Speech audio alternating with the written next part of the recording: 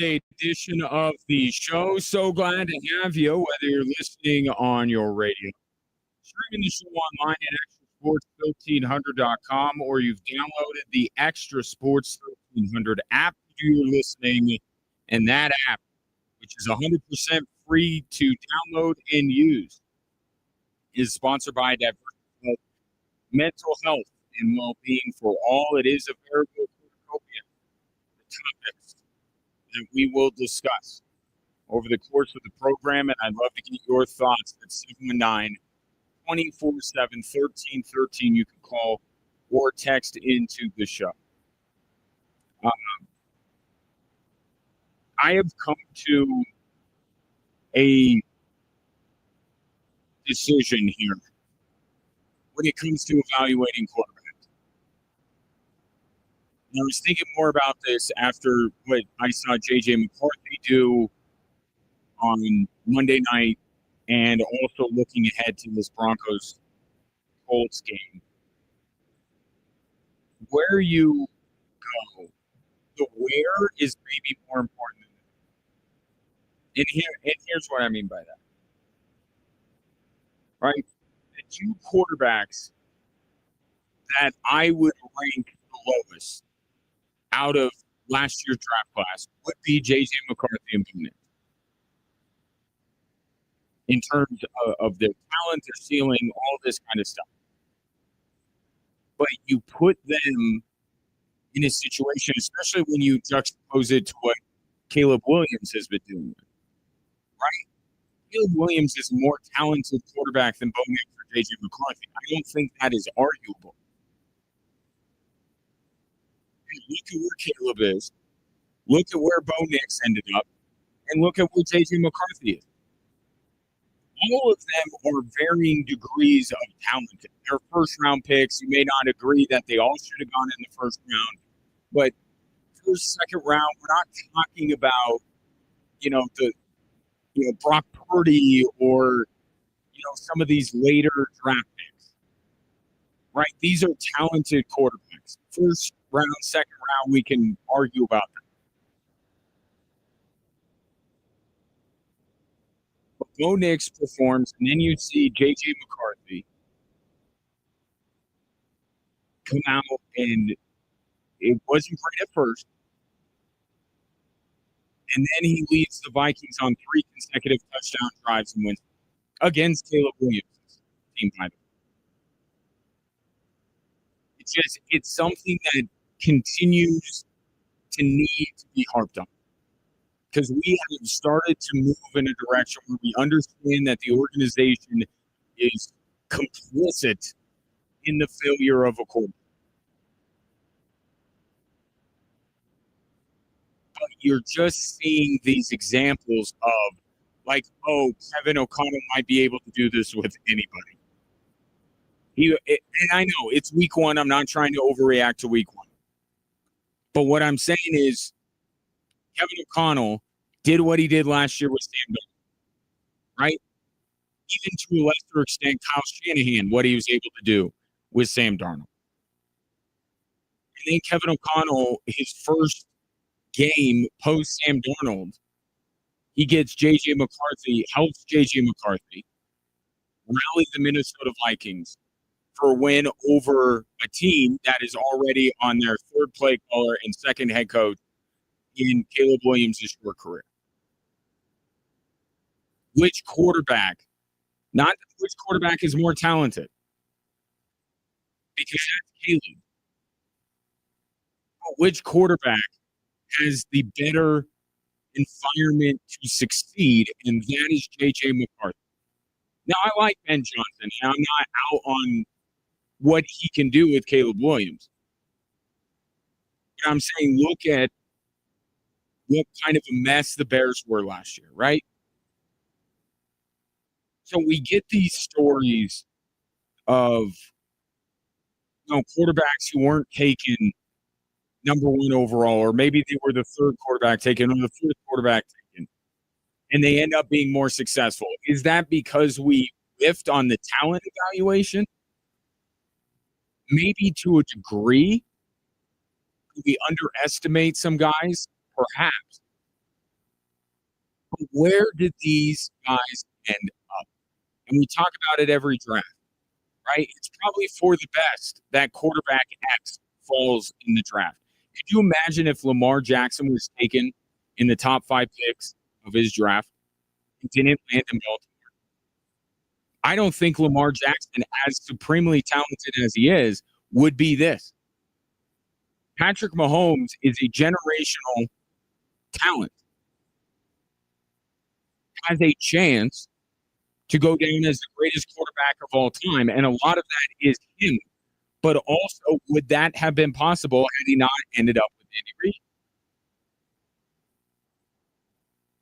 Could you imagine people pick on the Denver Broncos because they passed on Josh Allen, and it does seem silly, even in the moment, not even with hindsight, looking at what Josh Allen has become, but a guy that played just off I-25 that was clearly talented. That wasn't the question with Josh Allen. It was just he was playing against weaker opponents, and mechanically, he wasn't great.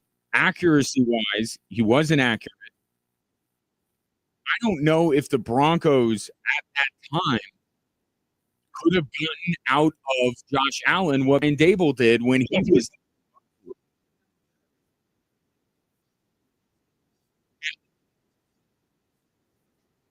So where is more important than the who? These are all very talented quarterbacks. And I'm talking at the developmental stage and then at competent quarterback, because this is leading me into Daniel Jones. Right? Mahomes, Lamar, Allen, they all needed that early on. Where they ended up helped them.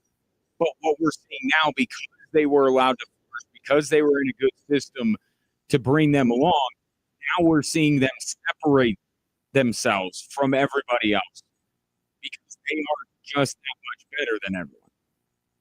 But if you're someone who's not Mahomes or Allen or Lamar, where you go means everything. And Sunday is going to be interesting in that regard. Okay, because Daniel Jones, who is in a bad situation for most of his career, goes to Indianapolis. Offensive-minded coach, a guy that's been a part, helped Jalen Hurts along and Shane Steichen, and sharp guy. And Daniel Jones comes out week 1 and lights it up. Could Daniel Jones be that next Sam Darnold, be that next reclamation project where we're going back and saying, why didn't we see this Daniel Jones earlier? It's because of where he was. And it doesn't even hold fast and true for even Indy. I mean, think about it. Maybe Shane Steichen can rehabilitate the career of Daniel Jones, but he ruined Anthony Richardson. So there are so many levels to this. It's veteran versus rookie. There's a different way to develop these two. Perhaps Steichen, not or somebody in the Colts organization, not great about bringing along Anthony Richardson.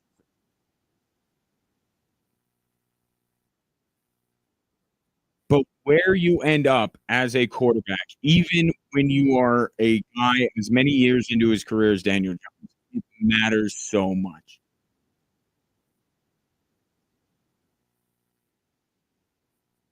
And I don't think it's as much of the evaluation process that is off as much as it is the landing spot for these quarterbacks. Bo Nix landed in a great spot. AJ McCarthy is in a great spot. Caleb Williams, in terms of the talent around him, feels like he's in a decent spot, but the organization was bad. The coaching staff was terrible. So it's just something that bears You look at J.J. McCarthy, who didn't throw the ball at all at Michigan. Now all of a sudden he's leading the Vikings on 3 consecutive scoring drives. And you're like, where's this? Would we be seeing that from J.J. McCarthy if he were in Chicago? If the roles were reversed, could we reasonably say that Caleb Williams would look the better quarterback than J.J. McCarthy? I would say absolutely. Because now you're putting Caleb Williams, the superior quarterback in terms of talent, in the better situation. And that's what happens so often, or what doesn't happen so often. The most talented quarterbacks going to the best situation. So just something that I've needed to remind myself of, and I think it's good for people to remind themselves when they start casting aspersions on quarterbacks and say, is this a deficiency that they have, or are they in a bad spot? And that's why I say some of the criticism with like Bo Nix, I think is warranted because he's in a great situation. He looked panicked in the pocket on Sunday, despite having great pass protection. He's got Sean Payton. Like some of these issues, and I know Sean Payton didn't even do Bo Nix a lot of favors by trying to showcase him right away. But Bo Nix is in a good spot. We're going to be able to accurately assess Bo Nix, the quarterback, is what I'm ultimately getting at with him. It won't be a what if or if only situation with Bo Nix. Offensive line, at least the team that continues to add playmakers. We can debate how quality the playmakers are. Sean Payton, the coach. At the end of it, we're going to know about Bo Nix. But some of these other, like Caleb Williams, are we ever going to truly know how good he is or could be? That remains to be seen. But again, to Daniel Jones, or as he's being called, Indiana Jones. They couldn't wait to get rid of him in New York. In game 1 in Indianapolis, he lights up the scoreboard. Here's what his coach liked most about his new quarterback. I thought it was really good, really efficient. Like I said, just finding the completions and getting those guys the ball in their hand and catch and run opportunities. He did that really well. And I think that's important to note as you're looking forward to this matchup with the Colts and the quarterbacks in particular. Daniel Jones on Sunday is not going to throw the ball 150 miles an hour like Cam Ward was trying to late in that game. Daniel Jones has been around long enough that he understands the idea of taking what the defense gives him. Whereas Cam Ward, I thought, on Sunday was forcing a lot of stuff, trying to make something happen. With Daniel Jones, because he's a more veteran quarterback and maybe understands his limitations a little bit more than a Cam Ward, he's not going to beat himself as much as you would expect a Cam Ward to. Now, Daniel Jones has that in his back. So that's why I say Sunday is going to be so interesting, because is this another case of a guy changing scenery, getting with the right head coach, and saving his career? Or was Sunday about who Indianapolis was going up against? Because that, I definitely leave that as a real possibility that it was Miami is the reason why Daniel Jones looked the way he did. Denver is not Miami. So we'll get a better idea of what this looks like with Daniel Jones this Sunday as opposed to last. But one thing you could say about Daniel Jones is he's much more cognizant of his limitations. He's not going to force a lot, and it will be incumbent upon the Broncos defense to make him force it, right? With the pressure. But what Daniel Jones did in week one was certainly noticeable. It's certainly something worth following, and now he's going up against the Denver Broncos in a defense that's maybe the best. So that's one of the storylines for Sunday. Maybe it's more of a cold storyline, but for that game, it is a storyline nonetheless, and one I'm very interested in. Is Indiana Jones a real thing? If he's able to do some of the same things he did against Miami, against Denver, he's something real. But it's also entirely possible that it was Miami and not necessarily about Daniel Jones in the Denver Broncos feast on Sunday. You thought it was definitely going to be that way going into the year. Now there's a little bit of a question. Daniel Jones in a Colts uniform, more interesting than Daniel Jones has been in the past. 79-24-7, 13-13. Are you buying into Indiana Jones and how much of a, or I should say, how much more difficult is this game given what you've seen from the Colts and maybe more importantly, what you saw from the Denver Broncos on Sunday?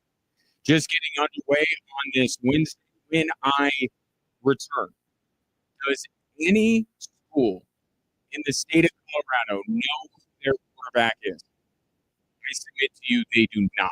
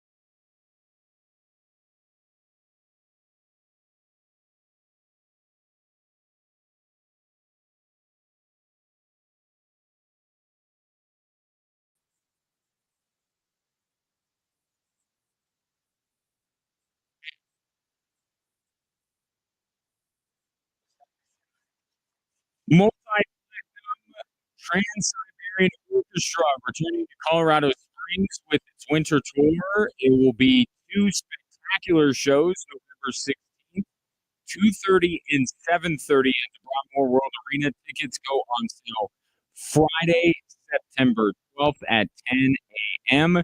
You can get them at axs.com or at the Pikes Peak Center box office. A couple of your texts in here about Daniel Jones. Suddenly, it's a little bit more interesting Sunday's game because I don't think anyone thought that Daniel Jones would be as good as he was week one, regardless of the opponent, right? So it does make this matchup with the Denver Broncos more interesting. The question is this a thing or was it just that he went up against Miami? Here's one text from the 571. Of course, the coach of the Indianapolis Colts is not known as a quarterback guru. Miami just can't get it. I mean, Steichen was very well regarded leaving Philly. So, but he did mishandle Anthony Richardson. So maybe it's not just, hey, is Daniel Jones a thing? It's Shane Steichen. Maybe the jury's a little bit out on Shane Steichen's ability to resurrect the career of Daniel Jones. But one thing is for sure, Shane Steichen made the decision that he could work with Daniel Jones. He could, because of the higher floor that Jones has as opposed to Anthony Richardson, he could navigate this season to essentially save his job. That's the decision that he made. So far, so good. This is a whole different setup going against the Denver Broncos on Sunday. So we'll see. But you've seen other examples of this. J.J. McCarthy barely threw the ball at Michigan, and now he's slinging it around the yard for the Minnesota Vikings. Just got to keep that in mind. Tom, I know, always, never misses anything. So you're saying, trying to argue Josh Rosen was a bust because he went to Arizona. Not only because he went to Arizona, but that is a big fear. I'll give you the best example of all time. David Carr. David Carr. Are you telling me that David Carr was really that bad, or was it the fact that he was quarterbacking an expansion franchise and was sacked more than any quarterback in a single season ever?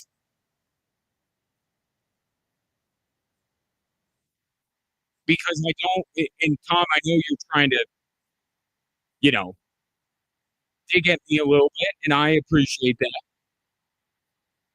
But we can't course overcorrect. We have to also acknowledge that there are faults within a quarterback. But the where might be just as important, if not slightly more important than the who. So was Josh Rosen all that I thought he was going to be and others thought he was going to be? No. As a football player, no. But the Josh Rosen story had a chance to have a happier ending if he didn't go to Arizona, where he got absolutely. The Broncos played the Cardinals that year. You saw what Josh Rosen was playing.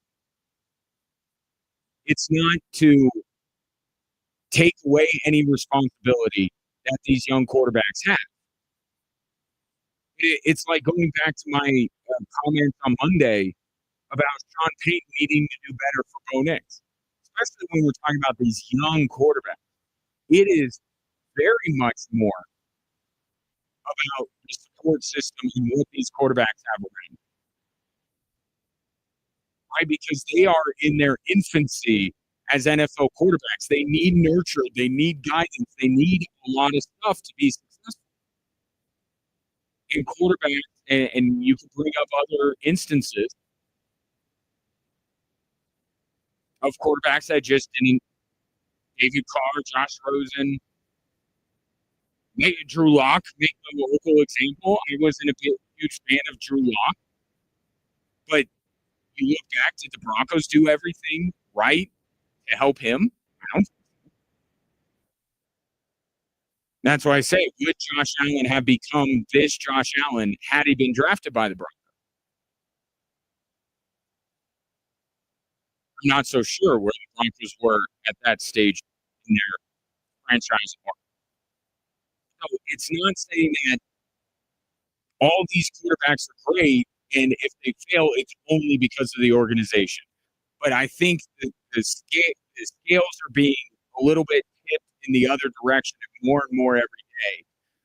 That you realize the coaches that these quarterbacks have, the environment they grow up in. I mean, it sounds like raising children because in many ways it is. It matters more and more and more and more. We're seeing quarterbacks who we perceive to be less talented than their peers somehow have more success. How could that be? There are a lot of very smart people evaluating college quarterbacks. And I would not dare to include myself in that. But there are others that make a living out of this. They're not that bad at it. But when a guy ends up in a terrific situation and outperforms expectations, did we get it completely wrong when it comes to the evaluation? Or did they have everything they needed in that spot to be successful? And we'll find out. We're finding out with Bo Nix, right? It's an ongoing process. And now we get the other storyline on Sunday, which is Daniel Jones, and whether he's going to be the latest reclamation project that we see at the quarterback position. We'll talk more about Sunday's game as we move along. Sean Payton and company are speaking to the media. We'll bring you some of the highlights coming up a little bit later. Let me stick with the quarterback position because right now in the state of Colorado, with all due respect to Northern Colorado, who should have picked up a win on Saturday, so not the Bears, but the three major college football programs in this state don't seem to know who their quarterback is. Here's Deion Sanders at yesterday about the report that Ryan Staub is going to start on Saturday against Houston rather than Caden Salter, who was named the starter to begin the season. I'm not. You don't know that. We ain't like that. We're good. We have capable guys. Staub has been doing a phenomenal job getting the majority of the reps, but I haven't made that assessment and decision yet. Okay, but you're kind of hinting at that he's going to be the starter. But anyway, then you go up the road to Fort Collins, and Jay Norvell, I almost called him Mike. How about those Seminoles, by the way? Jay Norvell says that now it's an open competition during the bye week for quarterback. It's no longer Braden Fowler Nicolosi with the Bulls. It's maybe Jackson Rousseau. You know Jackson Rousseau, the sophomore out of Lehigh, Utah, who has thrown, I believe, let's see, 4 passes? Something like that. I think he appeared in one game last year, and it was the opener. But now it's an open competition in Fort Collins. And then you have here in Colorado Springs, Josh Johnson.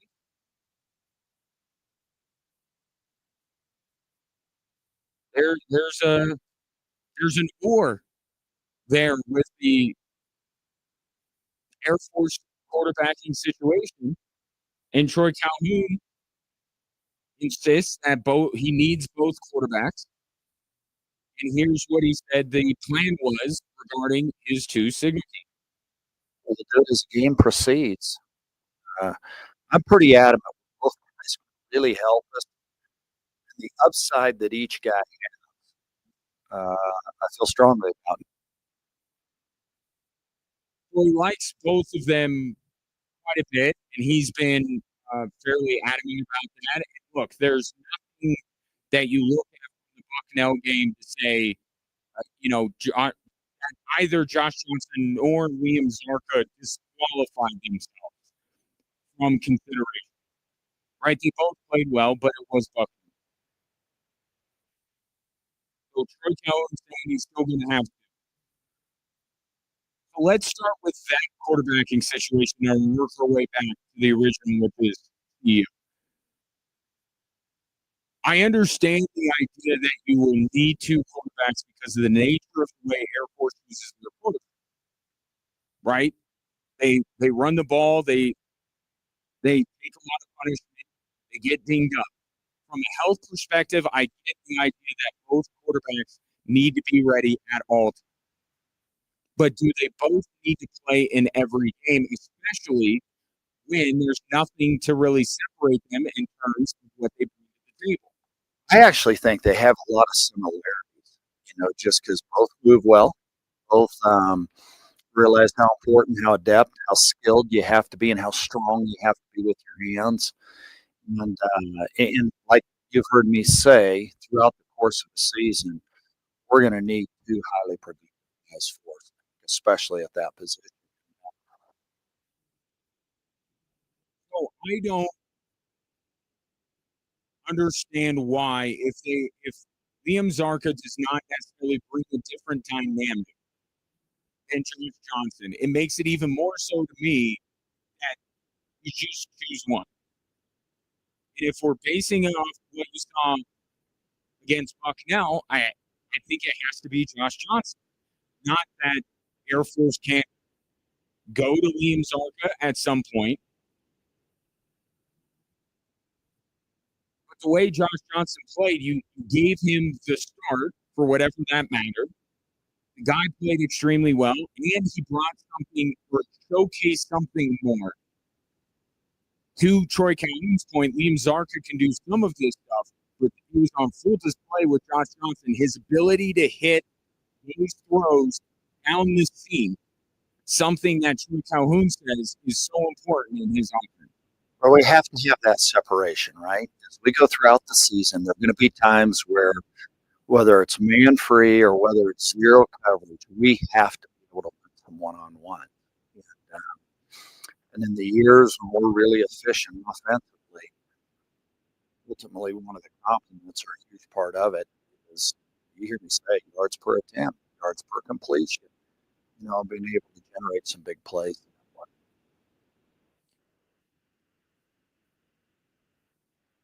I would expect Josh Johnson to run the Falcon offense on the first series. And I don't see why there would be a reason to go to Liam Zarka. They're in the Mount West schedule now. These games matter. Okay, in Utah State, and Air Force's old buddy Bronco Mendenhall, like this is not now, right? So I don't see why going back and forth like they did against Bucknell is what is best for Air Force if they are not bringing a different skill set to the table. If they are very similar in terms of the quarterback, I think the best thing you can say is if something were to happen to Josh Johnson, whether it be injury or he struggles, then you have Liam Zarka, who you can plug and play, comfortable. You can do a lot of the same things with him. That's great. That's depth. We're in the Mount West season. I have no problem with the way they ran things against Bucknell. But now the season really begins. I think Air Force has got to have a guy. And I think everything that I saw against Bucknell, if that is the biggest piece of the puzzle here, it's Josh Johnson. With how good he was throwing. So we'll see what Air Force decides to do. If they're really going to play both of them, or it's just Troy Calhoun talking about depth if somebody got banged up, because he did go in depth on how important it is to prevent injury at that position at Air Force. they're listed as 4 on the depth chart. I'd go with Josh Johnson and just stick with him unless things go really poorly against Utah State. Now, what about CSU? Little bit different situation there with Jackson Verso and Braden Fowler Nicolosi. I'll take a break and come back and talk about that. But I'll sum up all 3 of those situations. If they really don't know who their guy is, and we're in week 3, it's not great. It's really not. We'll continue with this quarterback discussion next on Extra Sports 1300.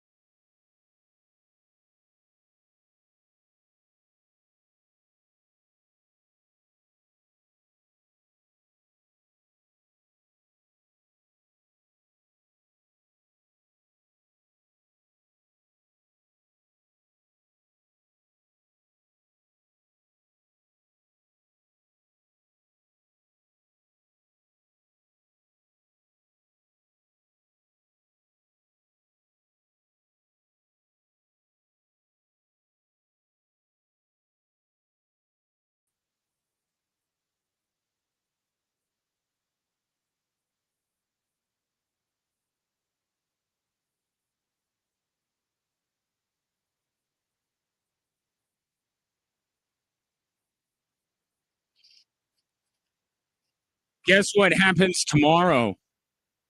A new week of the NFL begins. It will be Washington in Green Bay, and the place to watch it all is at Cleats Bar and Grill on Thursday nights. There's special 10 wings and a 60-ounce pitcher of domestic for $20, or a 60-ounce pitcher of craft draft, $25.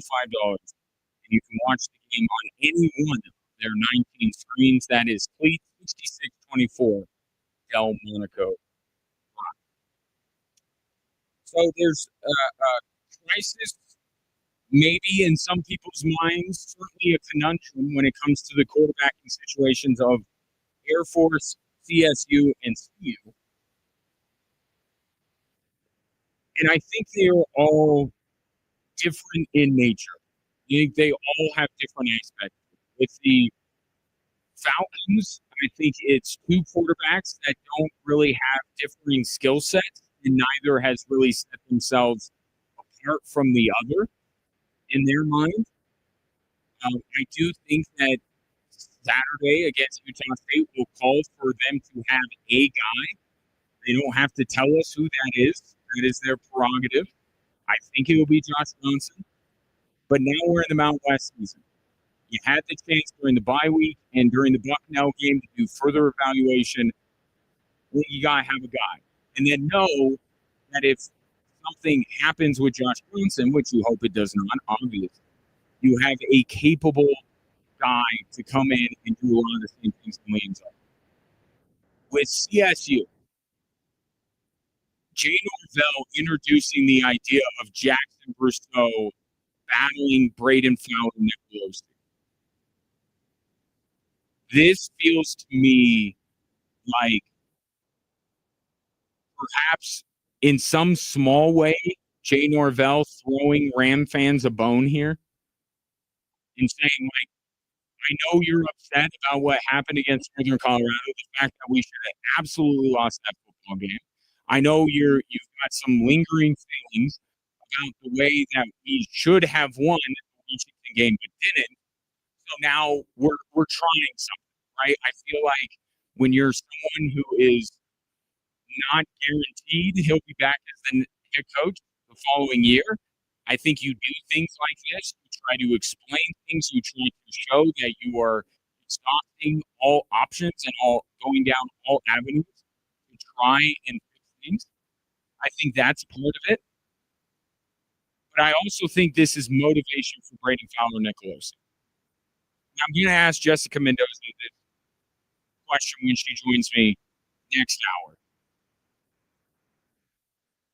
I mean, I talked about CU and how no one had Ryan Staub on their bingo card.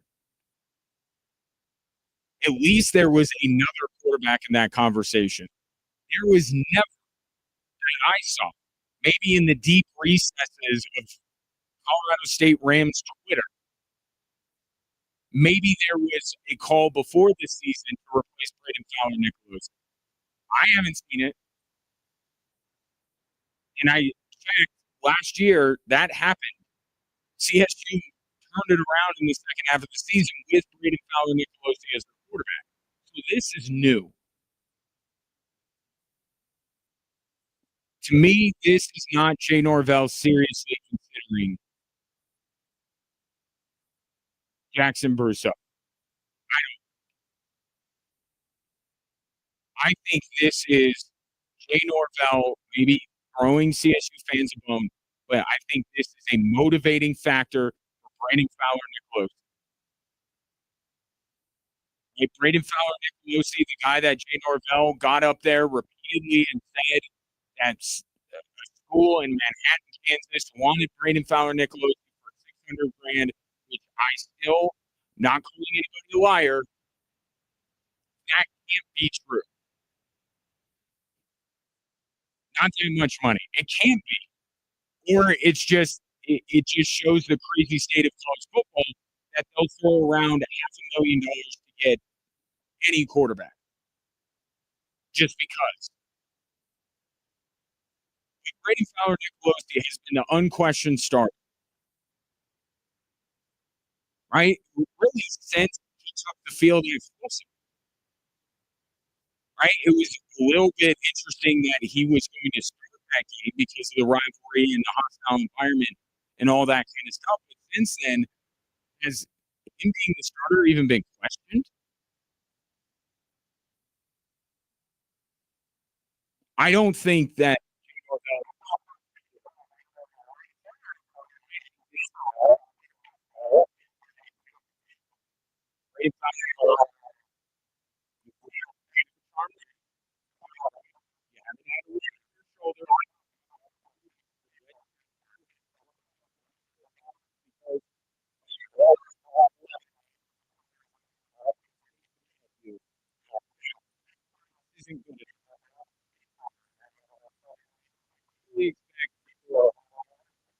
After the Rams bye week. But this is a motivating tool being employed by Jay Norvell to try and get his unquestioned number one to do what he needs to do. Because following the theme of today, which is it's not just the quarterback out there on an island, who his coaches matters. As much criticism as is warranted with Jay Norvell in these the end of the Washington game and the UNC game, Braden Fowler-Nicolosi should be right there beside him. The way he has played isn't good enough either.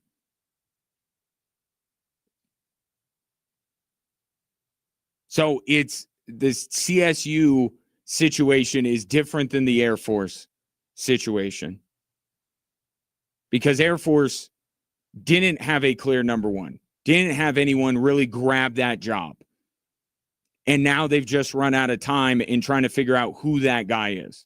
They got to figure it out now. With CSU, they have a number one. And there wasn't even a second guy in the conversation. So what can you legitimately do? You're not going to replace Braden Fowler-Nicolosi, but you can strike some fear into him by saying this is an open competition. I don't think it is, but if the thing that comes out of it is that Nicolosi works on his game a little bit more and plays a little bit better, then that's a win. And it'll have to be remembered, if Braden Fowler-Nicolosi responds well to this and plays well, Jay Norvell deserves a little bit of credit for employing this tactic. And then you have CU, which is we had a plan. We had our guy. Not that he was far and away better than everyone else, but we just had a plan. We were going to go with Caden Salter, and now a game and a half in, it is not working. We're not getting what we paid for.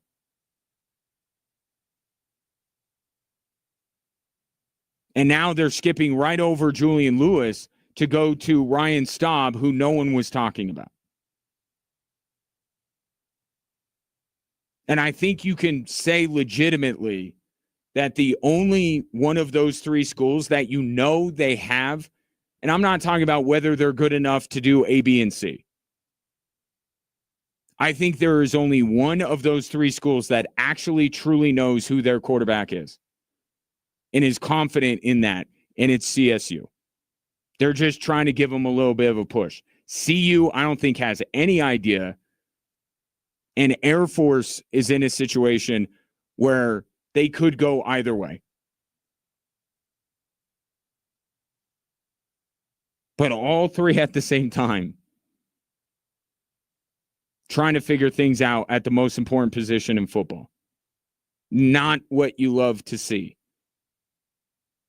But we'll see if it gets straightened out. And if for CU's case with Houston, is Ryan Staub truly the guy? I don't know. A lot of people have been watching Ryan Staub. In some cameos, he's been pretty good. He's been around for a little while. He's the most known commodity out of the three of them. And he wasn't even talked about as being a possibility to start the season. I think that says something. 719-247-1313. Feel free to weigh in on any one of the three quarterback situations in Colorado college football. Coming up next, we'll go back to the NFL. Broncos getting ready for the Indianapolis Colts. Sean Payne or Bo Nix say anything interesting? I'll tell you next on Extra Sports 1300. Patrick.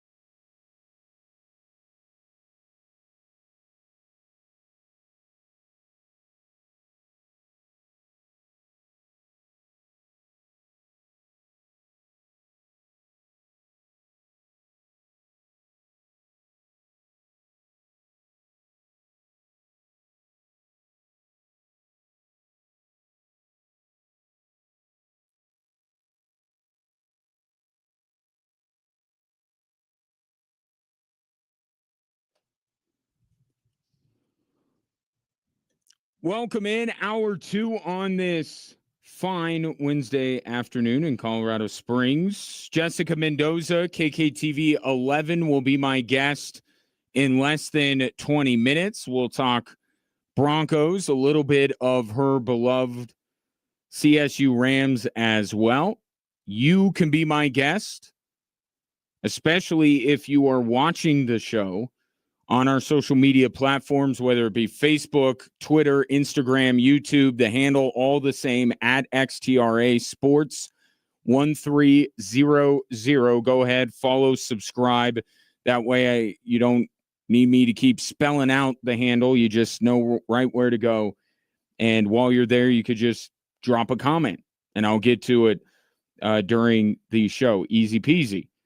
If you would like to communicate in a more standard fashion, you could call or text into the show at 719-247-1313. It is a new week with the Denver Broncos. They are 1-0, and now they're looking to move to 2-0 against the Indianapolis Colts. But will we see an improved performance from Bo Nix, who is... Somebody pointed out to him just a little bit ago, you don't have to do everything right when you have one of the best defenses in the league. You want to go out there and score points and be productive because our offense can do that. So it's not about being perfect. It's just about being the best that I can be, and I know that I can be a lot better. And so even if I would have gone out there and been a few completions short of being perfect, I think I could have gone out there and find ways to complete those passes. So, it's not about the stats or it's not about perfection by the outside, but it's just, for me, it's a standard that I have for myself, and I know I can be better. So, but yeah. So, and I get all that. Right. And Bo Nix, shortly before the season started, talking about how much he doesn't want to let down his team. But he is doing that. Right. He let them down. He did the very thing that he said he can't stand doing because he was trying to do too much. He was panicked in the pocket. He was forcing the ball into double coverage or trying to throw off platform, rolling to his left, downfield, trying to hit Cortland Sutton. He even held on to the football too long and was sacked, the one thing that Bo Nix is never supposed to do. There's a line here that Bo Nix in year 2 is going to have to figure out how he will walk it.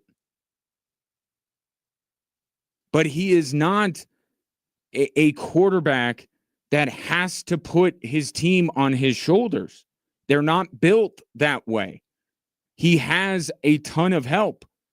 And now I'd be very curious to see, hopefully Sean Payton tries to run the football to start Sunday's game instead of waiting till the very end of the game when he realizes that he's made a huge mistake and starts running it. Hopefully that's more a part of the game plan in the early play calls.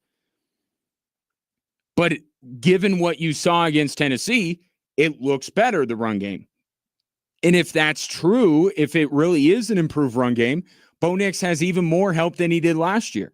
He has a very good offensive line. He has one of the best defenses in the NFL. He has an improved running game. He has one of the best red zone weapons in football in Cortland Sutton, who he did happen to find on Sunday. And he has one of the best coaches in the NFL in Sean Payton. He is one of those quarterbacks just shy of Brock Purdy in terms of you've got everything that you can need to be successful. Don't feel like it has to be on you. Live within your means. Right? Knowing that your teammates have got your back. It is noble to put it on yourself to say, I don't want to let my teammates down. It is a virtuous trait. But when you go too far, as Bo Nix did on Sunday, and by the way, like Bo Nix has done in the previous 5 games before that to end last season, you're hurting your team. You're putting that defense that is so good Imagine how good this Broncos defense would have been on Sunday if Tennessee would have had to start from inside their own territory or inside their own 30-yard line, or they would have been pinned up against their end zone. How much havoc could this Broncos defense have wreaked against Tennessee and a rookie quarterback? But there were so many drives that the Titans started in great field position because of the mistakes that Bo Nix made.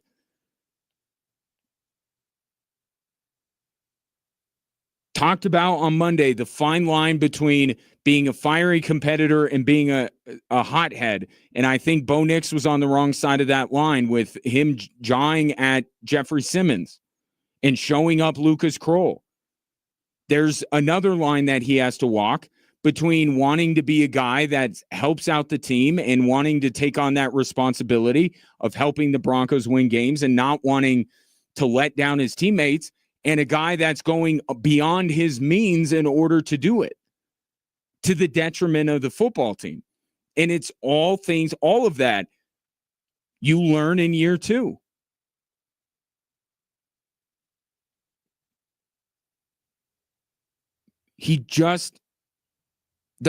I'll take the offense in general. I don't want to keep singling out Bo Nix. Sean Payton is culpable in this as well. And he admitted his mistake on Monday. He admitted that he should have ran the ball more. He should have ran the ball earlier. He made that mistake. He admitted it. So that's why I think we get back to our regularly scheduled programming of the Denver Broncos establishing the run and doing things with Bo Nix off of that. But the offense in totality, led by Bo Nix and Sean Payton, did not acknowledge, I guess is the word I would use, that they have one of the league's best defenses on the other side. And if they just don't put them in terrible positions, they will be able to keep, especially that Tennessee team, off the scoreboard.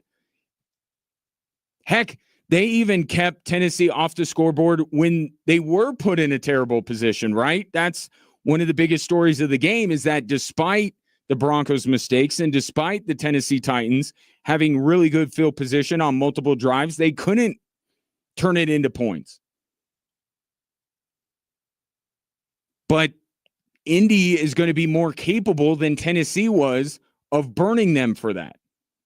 And the Chargers will be infinitely more capable than both Indianapolis and Tennessee, and so on and so forth with Cincinnati and Philadelphia and the rest of the schedule.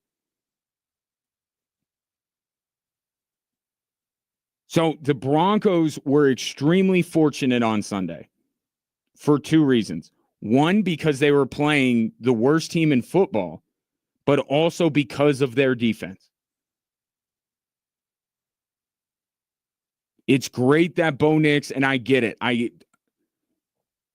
understand the mentality that Bo Nix has, but there's a way that it can manifest itself to your and the rest of the team's detriment, and that's what you've seen of Bo Nix lately. No one in the NFL has thrown more interceptions over the last 6 regular season games than Bo Nix. He has got to rein it in. He's got to understand that despite Sean Payton's bold proclamations about what he's going to be in terms of being one of the 4 or 5 best quarterbacks in the league, and despite the idea that this is a Super Bowl contender, as Sean Payton has said, and that's why I say I don't think it's productive. I don't think it's productive for Sean Payton to be talking the way he is, but he's going to do it his way. He didn't come back from the TV world to the NFL to, tiptoe around and to put his head down and just go to work. He's going to enjoy this second stint in the NFL, and he's going to make waves, and he's going to be talked about. He wants that. Don't think it's super helpful for the group, but it's the way it is, because there's also a confidence, right, that goes along with that. It's kind of like with Bo Nix. You love, if you're a Broncos fan, that Bo Nix isn't going to back down from Jeffrey Simmons or anybody. You love that Sean Payton has the belief and confidence in this team that they can compete for a Super Bowl. But maybe don't say it out loud. Maybe don't put that pressure on them. Maybe don't anoint them, because then you're going to get what you got on Sunday and people are going to be going, where's this supposed Super Bowl contender we were all told? I think both of them, Sean Payton and Bo Nix, because they are linked forever. They are one. They share a nervous system. Bo Nix looks more like Sean Payton, talks more like Sean Payton, acts like Sean Payton more and more as days go by. It is an extension of Sean Payton. It's his avatar. Isn't that the way that movie worked? I never saw the Avatar movies. Is that the way it works? Right? Sean Payton, his avatar in that world on the field is Bo Nix. They share thoughts. They share mannerisms. They share their fiery outbursts. They are so alike. And so I can put them together when I say they both tried to do too much. You didn't have to do all of that. You didn't have to make Sunday a showcase for Bo Nix. You could have just ran the football. Could have eased Bo Nix into the game. Let him use the running game to take some pressure off of him. You could have done that. You didn't. And what did Bo Nix do with all these available opportunities that Sean Payton gave him? Threw into double coverage. Rolled to his left and tossed it 20 yards down the field and got it picked. Had a sack fumble. All the talk is about how great it is that Bo Nix doesn't take sacks. Okay, but at some point you have to acknowledge that interceptions are also incredibly detrimental. It's not just sacks. Right? This idea that, that it's just the sacks. As long as Bo Nix doesn't take sacks, they're good. No, not really. If he throws multiple picks, they're in trouble too. But this is a maturation process for Bo Nix. This is normal. This is year 2 stuff. If not for the bold proclamations and the headlines and the national media carrying Sean Payton's water, furthering the narrative that this is a team that's ready to compete for a Super Bowl, all this will be okay. Right? Go back to like Drew Lock, for instance. Not saying that Bo Nix is Drew Lock, but it's another young quarterback. If Drew Lock was having this problem of doing too much with the expectations where they were for the Denver Broncos, been more okay. Right? Well, growing process. That's the whole problem with this. That's why this is all more serious and worse for the Denver Broncos, is because they are supposedly a Super Bowl contender. Because expectations have been put so high with this football team that this kind of stuff is not okay. It's not okay to put yourself in peril against the worst team in the NFL at home. All of this has more consequence because Sean Payton has put more consequence on all of this. It's the world that Bo Nix has to live in. So there's more pressure, but it's the same growing process. Love that the guy wants to be the reason the Denver Broncos win games. I don't know that he's he's capable of being the reason they win football games at this point. Play within the offense. Hopefully it's a better constructed offense with better play calling and a better plan going against the Colts. Operate within that and know that the defense has got your back. 719-247-1313. Coming up next, Jessica Mendoza, KKTV 11 Sports.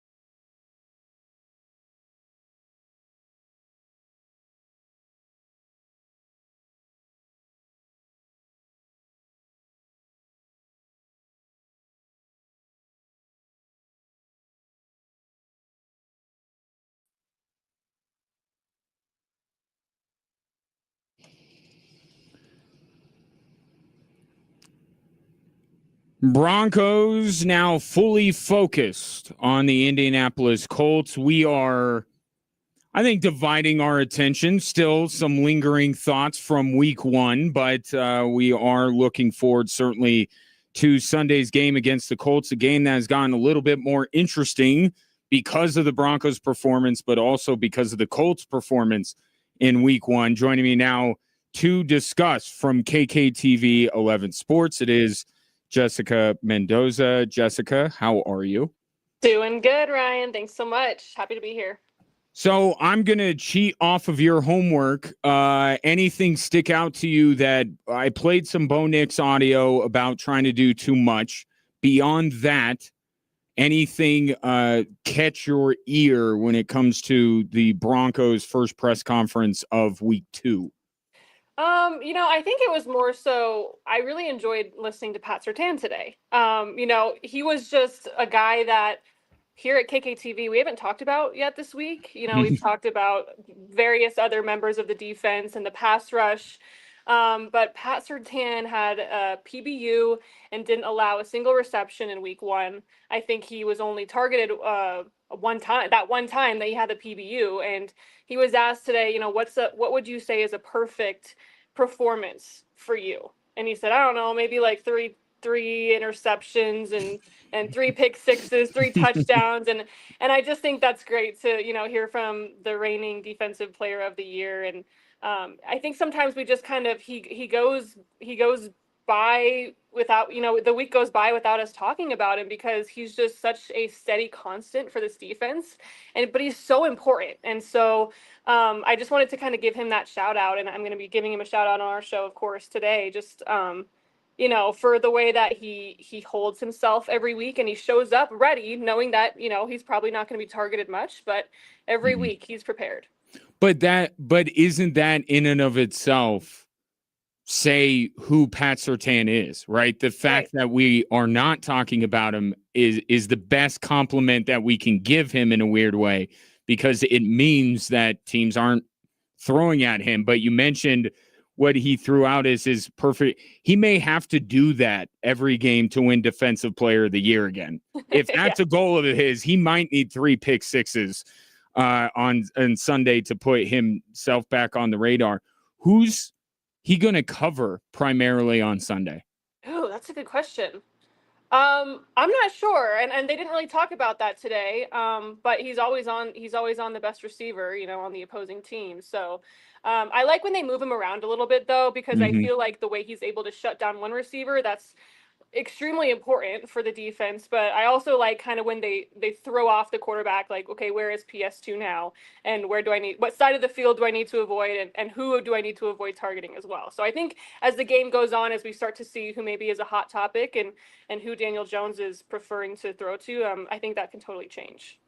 What's interesting, I'll get into this a little bit later, but the Colts game plan was very similar to what we think the Broncos game plan passing the ball is going to be, because there wasn't one guy. If there is one guy, and I'm going to throw this out there, Tyler Warren, the tight end. And I was going back.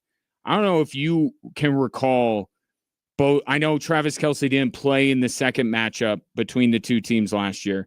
Brock Bowers had himself a game, if you remember, the first time, and then didn't. And I'm wondering, was that a byproduct of Pat Surtain being on him? Because as I'm looking at the Colts, and I'm just getting into it here, listening to Shane Steichen and things like that, seems like Surtain's best, if it's going to be find one guy, I think it would be Tyler Warren, the tight end out of Penn State, who I would have loved to see in a Broncos uniform. Yeah, I like that. And I like your insight going back to last year with Brock Bowers. I think that also is what makes Pat Surtain so special, is that he has that versatility that no matter the size of the receiver, the speed of the receiver, like he just kind of morphs himself to whoever he's in coverage with. And so I have no doubt that, Colts fans might be so excited about Tyler Warren right now, but if that is who they put PS2 on next week, I think it'll be a completely different story from week 1 to week 2. Jessica Mendoza, my guess. It will be interesting if that's because there was a time I remember where Surtain, I don't know if it wasn't last year, but in previous years when Surtain was considered the best at his position still, he didn't really put him on tight ends. So we'll see, and I'm sure Sean Payne will be asked about it because Tyler Warren's all the rage right now in Indianapolis. What was your biggest takeaway from week 1 with the Denver Broncos, good or bad? I left that game with a totally negative feeling, which, I hate because the Broncos are 1-0. It's unlike me. Usually the optimist, right? But I hate it because the Broncos are 1-0 for the first time in how many years? I believe it's 3. First time since Sean Payton's been here. But what we saw, it was like we needed to see something different than what we saw from the starting offense in the preseason. And that was just simply not what happened. I feel like it was just a total continuation of what we saw in the preseason from Bo Nix, a lack of the run game. And yeah, I think the biggest thing that stood out, that we talked about last night on my show was, some of our concerns with Bo Nix and just his lack of confidence out there, looking a little frazzled. But on the other hand, just the lack of the run game. And I'm not sure how we got there. I know Sean Payton talked about it yesterday, saying it was kind of based off of what he was seeing from the defense. But just that's super frustrating, from a viewer viewpoint, because you go out in free agency and in the draft and you get these guys, J.K. Dobbins and R.J. Harvey, and people are so excited about it. And then we go in the locker room and talk to J.K. Dobbins afterwards, and we're like, what happened out there? Why were you all not running the ball? And he's like, hands up, like, I don't know. and I'm like, what happened? What changed? And he's like, we just started running the ball after the half. And you can tell he wants to be more involved. And so I think it's similar to what we saw last year in a way where, I think last year there was a lack of confidence in the run game.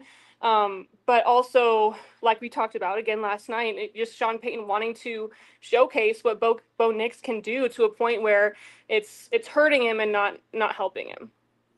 And J.K. Dobbins, I don't know if you saw, because you were there, so I don't know how much you were watching the television broadcast, but after every J.K. Dobbins carry, he was doing the Ezekiel Elliott feed me, like after every single run.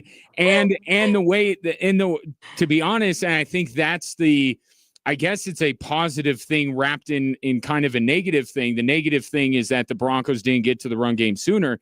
But the positive thing is, man, J.K. Dobbins and R.J. Harvey looked really good when Sean Payton finally committed to the run.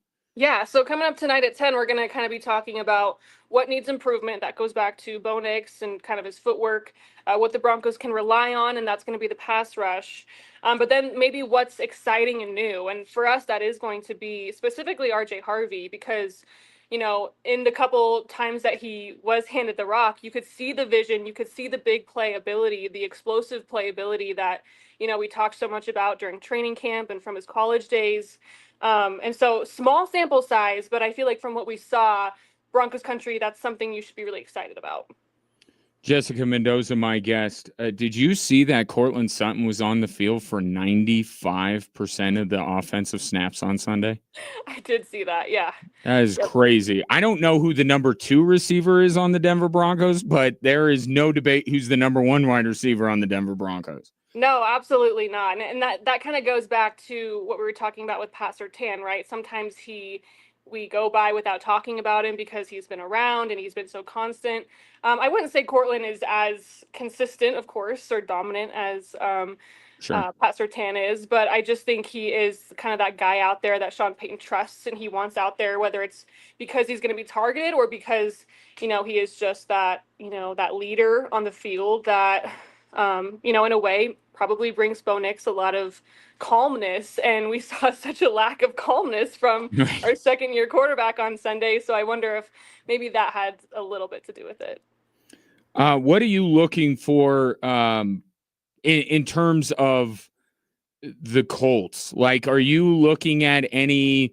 You talked about the things after week 1 that the Broncos need to improve, or what was working for them. Are you at all? I'll throw one out and see if you're interested. What Daniel Jones did week 1 to me makes Sunday infinitely more interesting. Oh, yeah, absolutely. I think it'll be interesting to see, you go against this Dolphins team that is looking pretty atrocious after week 1 to now Denver's defense, who is ranked number 1 in the NFL after Sunday or after Monday Night Football.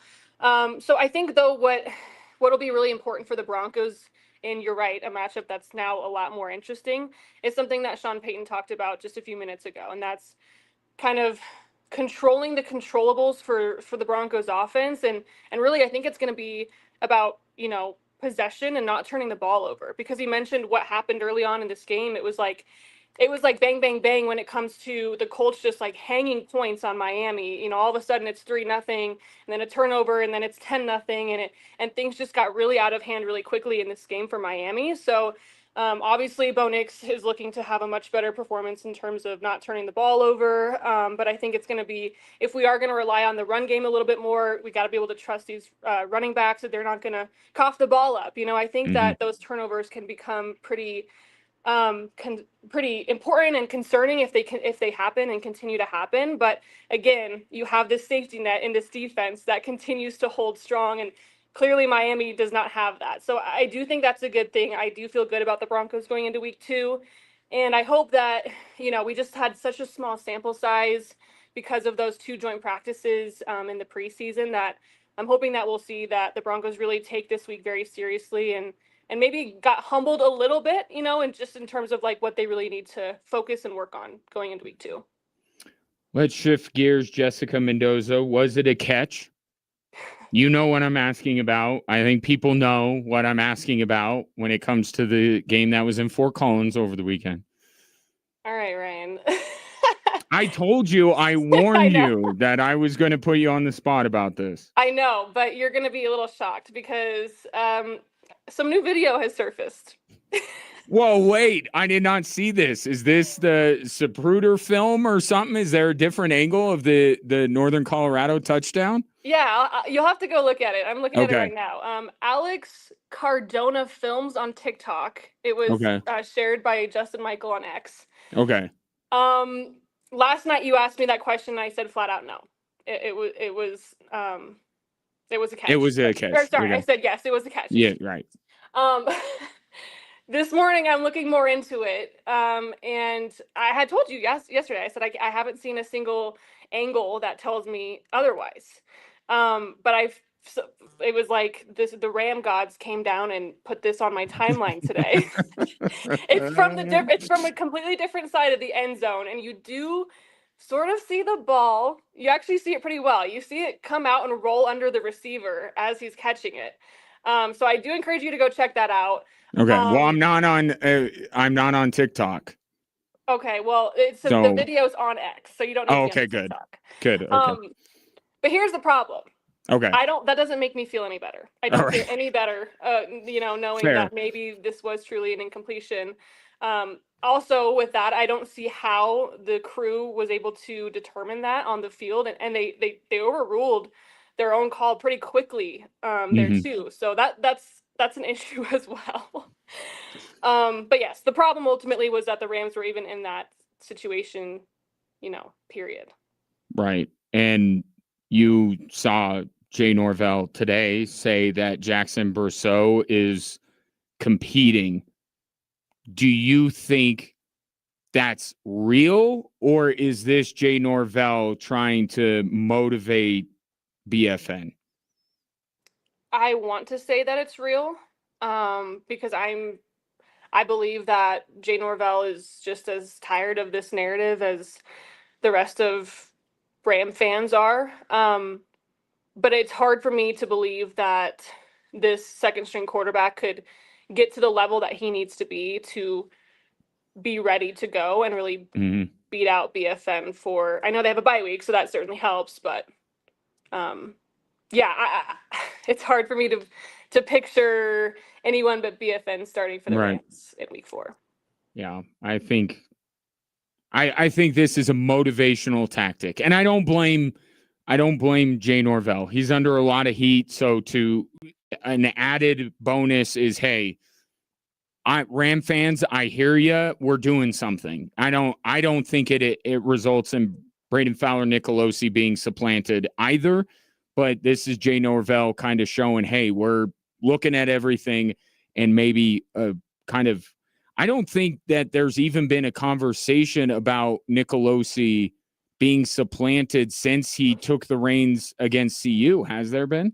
No, I don't think so. And I think that's from the general consensus that I've seen on social media and from talking to some fellow Rams, is just relief that this is at least, happening, that, he's kind of recognizing the issue and willing to look at other avenues, because I told you last night, I felt like he would never do this, and he was just going to stick with him and try to place blame elsewhere. So it's refreshing to see this for sure, but I can't even imagine how you could avoid the issue any further.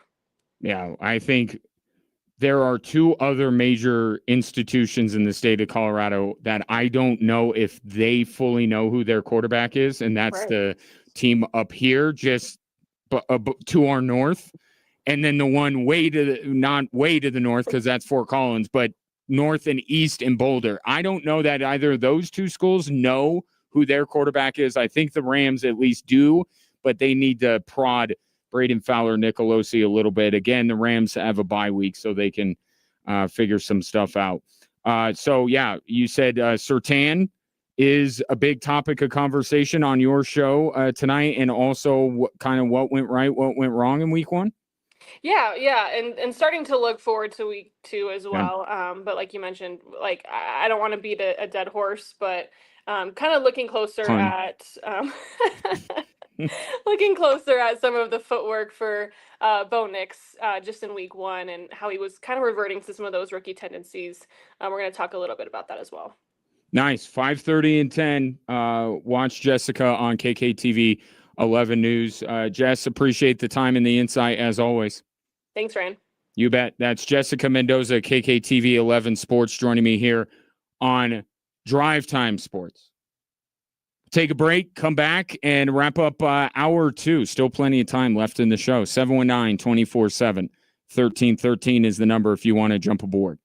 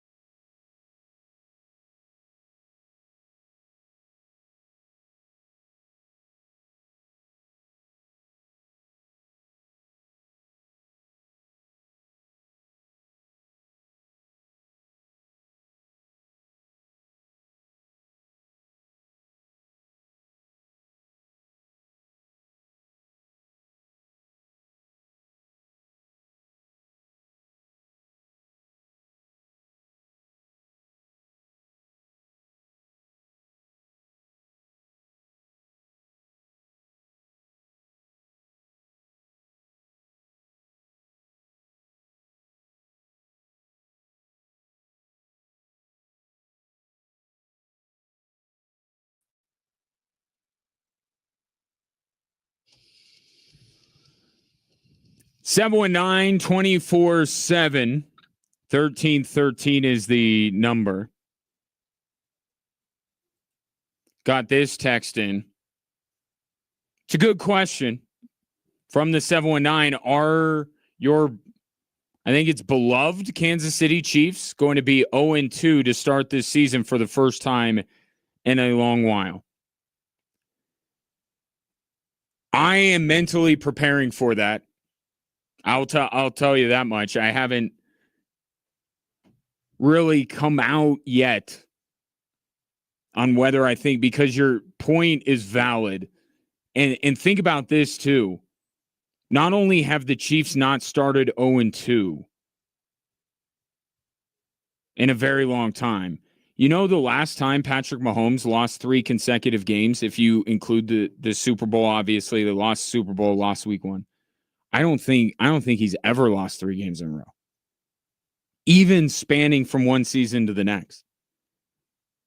This would be uncharted territory, and this would be a feeding frenzy. This would be catnip for the Chiefs dynasty is dead crowd. It would be. But I think it's very possible that the Chiefs start 0-2.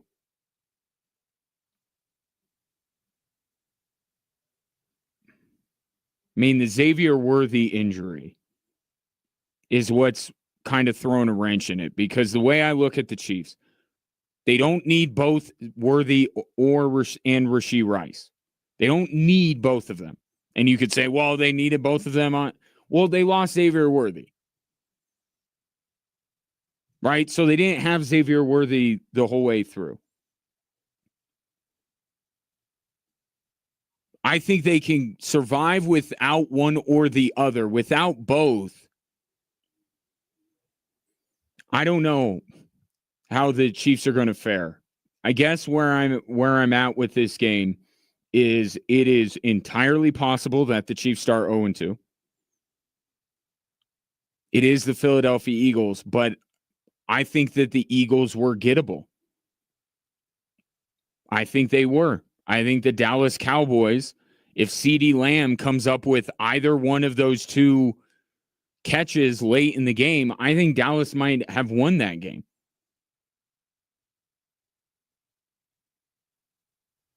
So I don't think that the Eagles were super impressive week 1 either, but credit to them, they did get a win.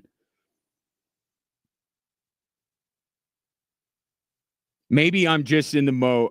I'll, for consistency's sake, I'll reserve the right to change my mind. It's Wednesday. I'll think more about this matchup. Until I see the Chiefs do something they've never done, I'm not going to believe it. Right? The idea of them falling off the division. I know it has to happen at some point. They're going to lose 3 consecutive games with Patrick Mahomes at some point. This is the best opportunity for that to happen. I'll say Kansas City finds a way. And you could call it, reckless optimism, or that's my gut. That's my gut feeling. I haven't really gotten into that game yet, but my gut tells me the Chiefs at home, with the stakes of that game, with everything going into it, that they find a way to win that game. Just in case, I would say that if somebody wants to try and rile up Jalen Carter, that wouldn't be the worst thing in the world. Somebody wanted to try and get under his skin a little bit. Wouldn't hurt the cause for Kansas City. But I think it is a real possibility that Kansas City starts 0-2. And I think it's a real possibility, given what I saw throughout week 1. Could we see the Raiders on top of the division by themselves? They got the Chargers this week. Broncos failed to impress. Chiefs obviously already off to an 0-1 start with Philly coming in.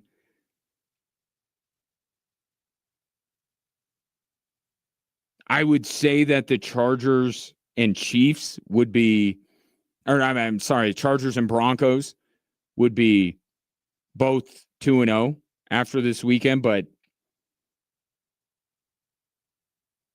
I think there's a real possibility that it could be Chargers, Broncos at 2-0, Raiders at 1-1, Chiefs at 0-2. I could see the Raiders being 2-0, Broncos and Chargers being 1-1, Chiefs being 1-1. I could see early on here in this season, this AFC West is interesting. So my gut tells me that the Chiefs find a way. And I do think I will not downplay the significance, even without Xavier Worthy. Because it's like, well, they're going to be out Xavier Worthy for weeks. I do think this is a big game for the Kansas City Chiefs. A must win, not week 2 for a team that has won multiple Super Bowls. But this is a big game. And I would not blame anyone for, seeing Ding Dong the Witch is dead after if the Eagles win on Sunday. But my gut says Chiefs find a way.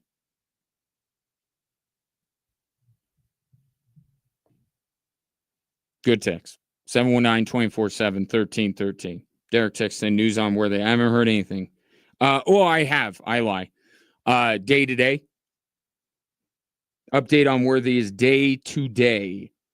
I would be shocked if he plays on Sunday. Absolutely shocked if he plays on Sunday. He's not playing on Sunday. But they say it's day to day, which would tell me that it's just not as bad as it could have been.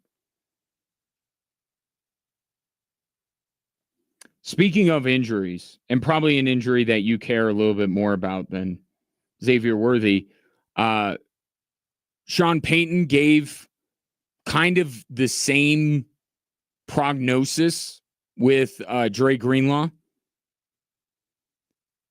A sign that he's progressing and he'll be back soon, but is soon on Sunday. We know we're not going to get that out of Sean Payton. He's not going to provide daily updates. He said the progress is good. So Dre Greenlaw is getting closer to returning every day, which I guess in a way you could say because of the way that time moves in a linear fashion that has to be true. But no setbacks, I guess is the way you would put it. But, Dre Greenlaw's absence, I think you could notice it a little bit on Sunday. Don't forget, they're going up against Jonathan Taylor. Having Dre Greenlaw in the mix would be a huge help. So I think Dre Greenlaw's injury, and if he misses, would be more significant this week than last week. But where I'm at with Dre Greenlaw is this going to be a thing all year? Are the Broncos not going to be able to count on a guy who the 49ers ended up not being able to count on? I don't think Dre Greenlaw tips the scales in favor of the Denver Broncos, or they'll lose if they don't have him on Sunday. I'm looking more at the macro, the bigger picture, and saying, man, this was an important addition to the team. And if they can't count on him, if he's already, it's July 31st that this guy got hurt. It's September 10th. Is this going to be a thing throughout the year? Because they need this guy. Not to sound like Humphrey Bogart, but maybe not on that last Sunday, maybe not this Sunday, but some Sunday, they will need Dre Greenlaw. But Sean Payton says that the progress is going well. Obviously, that doesn't tell you anything about his status for Sunday. He would help going against Jonathan Taylor.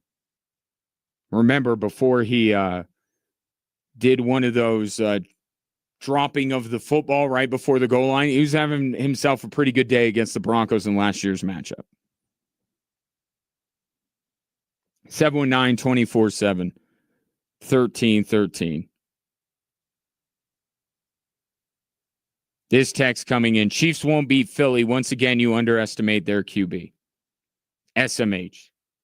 Don't shake your head at me.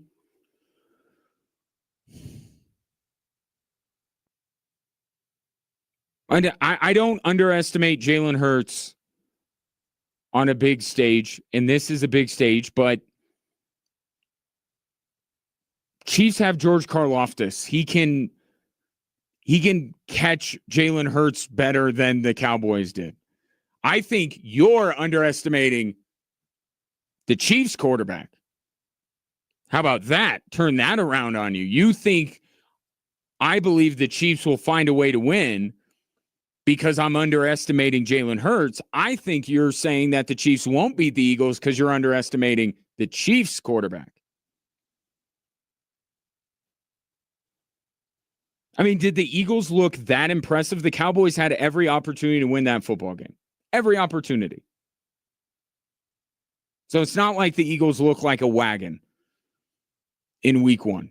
But I don't blame anyone for taking Philly. I don't. But I follow this team closely enough, long enough to say Chiefs tend to find a way. Just when you're ready to pronounce the dynasty over, the season cooked, Patrick Mahomes, done, all this kind of stuff, they tend to find a way. And this is a huge game. I'll say this too. Much bigger game for Kansas City than Philly. This game has nothing to do with Philly. They're good. Like, they lose that game, it doesn't matter. It doesn't change my perspective on Philadelphia one bit. And it shouldn't change yours. Philly doesn't need that game. Kansas City does. And that's part of my thinking here. Kansas City needs this game so much more than Philadelphia does. And given that, Andy Reid, Patrick Mahomes, my gut tells me they find a way. Or maybe it's my heart. I really can't tell the difference sometimes. 719-24-7, 1313, the three stories that are driving the show coming up next.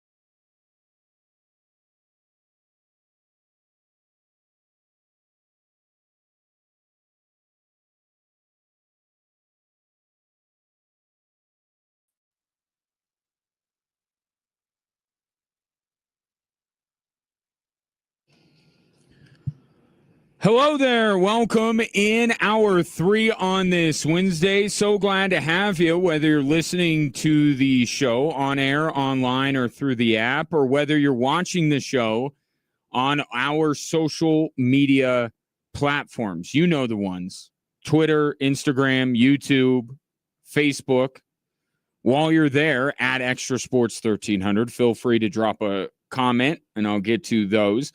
But I always say that if you take the time to call into the show, I will set aside what I am doing. We'll get to what's driving the show, but I appreciate those of you who take the time to call, and I go to you as soon as I can, which I am doing with Raider Dave, who wants to talk about the AFC West. Raider Dave, pleasure to have you. I would imagine that you are quite pleased with the early results in the AFC West. Well, it's a tepid water temperature, please. After 20 years of lackluster, whatever you want to call it, yeah, it's exciting. It's always exciting every new season. I think the NFL has done a fantastic job of putting together the first week schedule. I don't remember it ever being like this, start to finish. I mean, you start with the AFC West or the matchup with the Chiefs and the Chargers, yeah, and then you end up with what a show, 41-40 Sunday night. So anyway, I think the reason we saw Herbert have the success that he did on Thursday night was the fact that for whatever reason, the Chiefs' defensive backfield coaching didn't seem to change to take them out of zone coverage underneath. And Herbert just picked it apart. The guy ended up with the highest quarterback rating for the week at 130. Yeah. It was astonishing. I mean, did you see that the same way? Yeah, I didn't think Steve Spagnuolo had a good game plan, which is very curious considering that the Chargers are one of the teams that the Chiefs know better than anybody. Right. I thought Spags was off of his game. I thought Chris Jones was kind of a non-entity in that game. There were certainly some red flags going up down in Sao Paulo, that's for sure. But my biggest takeaway, I don't know about you, Dave, I just think what he is in the playoffs is a different thing.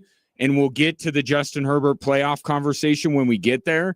But man, that dude, year 2 under Harbaugh, he's gonna do some damage. Well, if you allow the receivers to run like deer in the forest, right? Yeah, I mean, they had 4 yards each side of him. He could throw balls that looked like kicks instead of spirals, and they still would have gotten there without anybody breaking them up. I was just astonished by it, and I thought, well, this is really cool that not only the last preseason game the Raiders had, they took their new corners and put them in man-to-man situations. And then in the opener, the Raiders ended up playing man-to-man, especially in the fourth quarter. I think I actually saw Carroll go over to Patrick Graham and say, no zone. I want this to be man-to-man at the end so these guys up front can eat. And I think that is exactly what happened. I didn't see any zone coverage from those 2 corners, and that helped close out the game. I think if that happens, I think Herbert's going to have a much tougher time. The other thing about the game coming up with Raiders and Chargers, and let me put it to you, I am so disappointed that Denver didn't lose because I wanted this Monday night matchup to be for the number 1 spot. It would have been a great theater.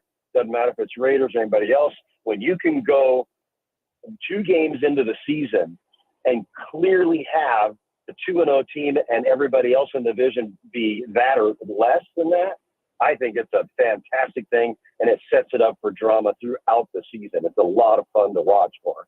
But with the Raiders and the Chargers, clashing, I really think that the Raiders will have more of a pressure on Herbert, and they'll have the tighter coverage, plus 2 4-3-4 guys on the offense of the Raiders that are really starting to show their stripes. I think anybody who wants to watch some exciting football ought to be very interested in a second season of Trey Tucker and this new kid, Thornton. He's Randy Moss-like, and I'm not kidding. He's tall, he's lengthy, he's long, and he is fast. And he got a couple catches in. It's going to be impressive. There's no doubt about it. But on to the Broncos. How does anybody in the NFL turn the ball over 4 times and win? Well, you do it against a new rookie quarterback who's bouncing balls off of people like it's a Saturday Night Live skit with Peyton Manning off a kid. I could not believe the lack of help that was going on late in that game. Oh, my goodness. What a gift. Yeah. Now, I watched the Broncos because I work up there on the field, and I watched them against Arizona. And I know it was all, backups and stuff. And the intensity looked good on the team. I remember back to being at the Surtain interception, which changed that season for both teams last year. 1,000%.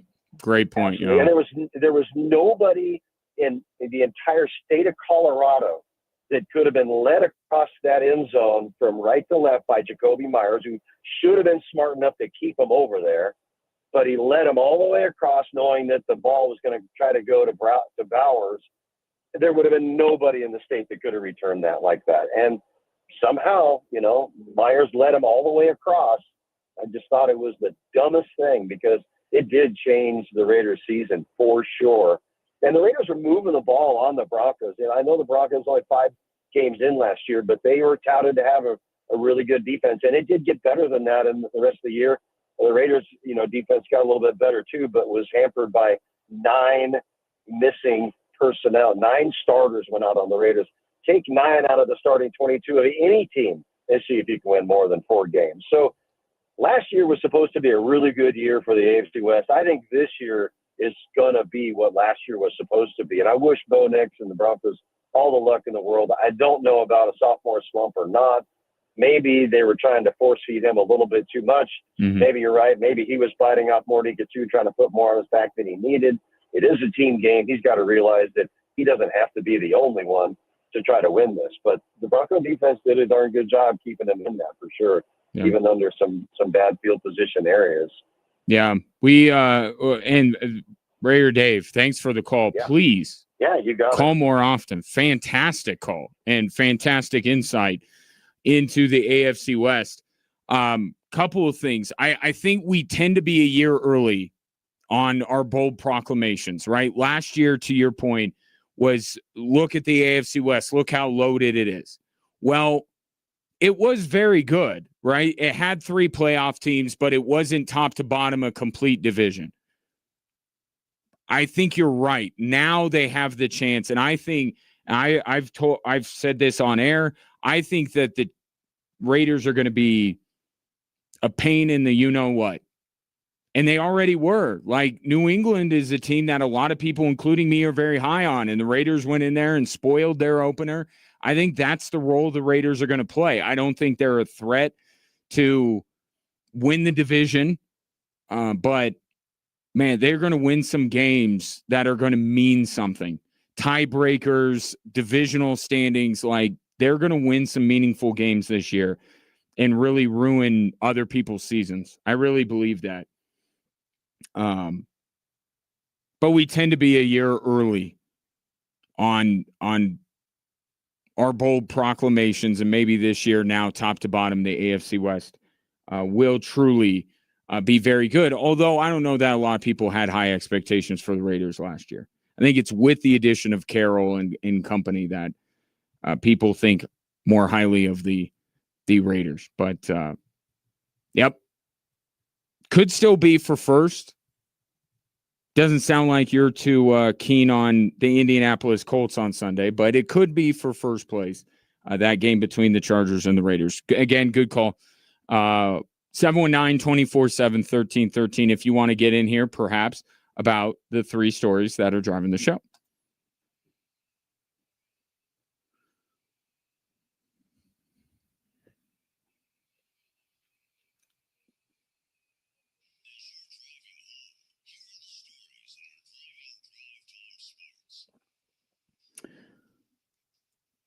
All right, let's start. Raider Dave mentioned it. Bo Nix trying a little bit too hard on Sunday. So what about that, Bo?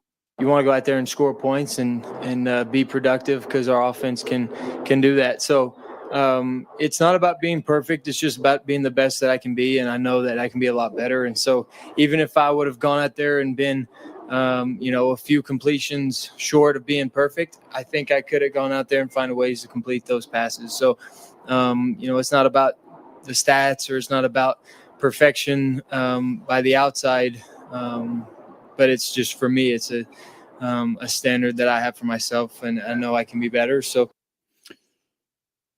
I don't think perfection was even in the conversation on Sunday. He was far from perfect. What I'm talking about, and I really do. I appreciate the competitor that Bo Nix is. I appreciate that he wants to be the reason why the Denver Broncos win football games. But I'm not even talking about perfect. He was the polar opposite of perfect on Sunday. This is not perfection being the standard. But I do appreciate his clarification that he's not striving for perfection either. I don't think anybody's talking about Bo Nix being perfect. It's about Bo Nix trying to do too much. And he has a great safety net in the Broncos defense. But should he use that? Or should he be doing more, not to try and just be so solely focused on the offense, but also keep in mind the defense and say, hey, maybe I got to think about not putting this defense into such a bad spot. I think that has to enter the thought process a little bit, that complementary football that coaches talk about all the time. I know his job is to run the offense. His job is to produce on the offensive side, but just a little bit of a mind of, hey, I don't need to do too much, so maybe I'm not going to force this throw. Right? Keeping that in mind, they're a safety net, and they were that against the Tennessee Titans, talking about the Broncos defense. But how about the Broncos defense gets put into great positions? Let's see what Nick Bonito and Pat Surtain and Zach Allen can do when they're put in great positions. Let's try to have the Broncos offense do that. Haven't been a lot of that lately. Nobody's asking for perfection, and now Bo Nix is saying he's not asking of perfection of himself. But the fact of the matter is he pushed way too hard, tried to do way too much, and got more and more frustrated and compounded the issues. He needs to have more poise against the Indianapolis Colts, and he needs to not put the defense in as bad a spot as they were put in routinely on Sunday, because with all due respect to the Tennessee Titans, which probably isn't a lot, every team in the NFL is tougher. This Colts team is tougher. The Chargers team, way tougher. Kansas City, Philadelphia, Cincinnati, on down the list. That's the easiest team the Broncos will play all season long. Bo Nix has got to start thinking about the position he's putting the defense in. As great as they are, they're not the greatest defense ever assembled, and they're not perfect. And what the Broncos did on Sunday was ask perfection out of them because of the spots they put them in. Bo Nix needs to be more mindful of that. Sticking with the quarterback position and sticking with a quarterback playing in Sunday's game against the Denver Broncos. Here's story number 2.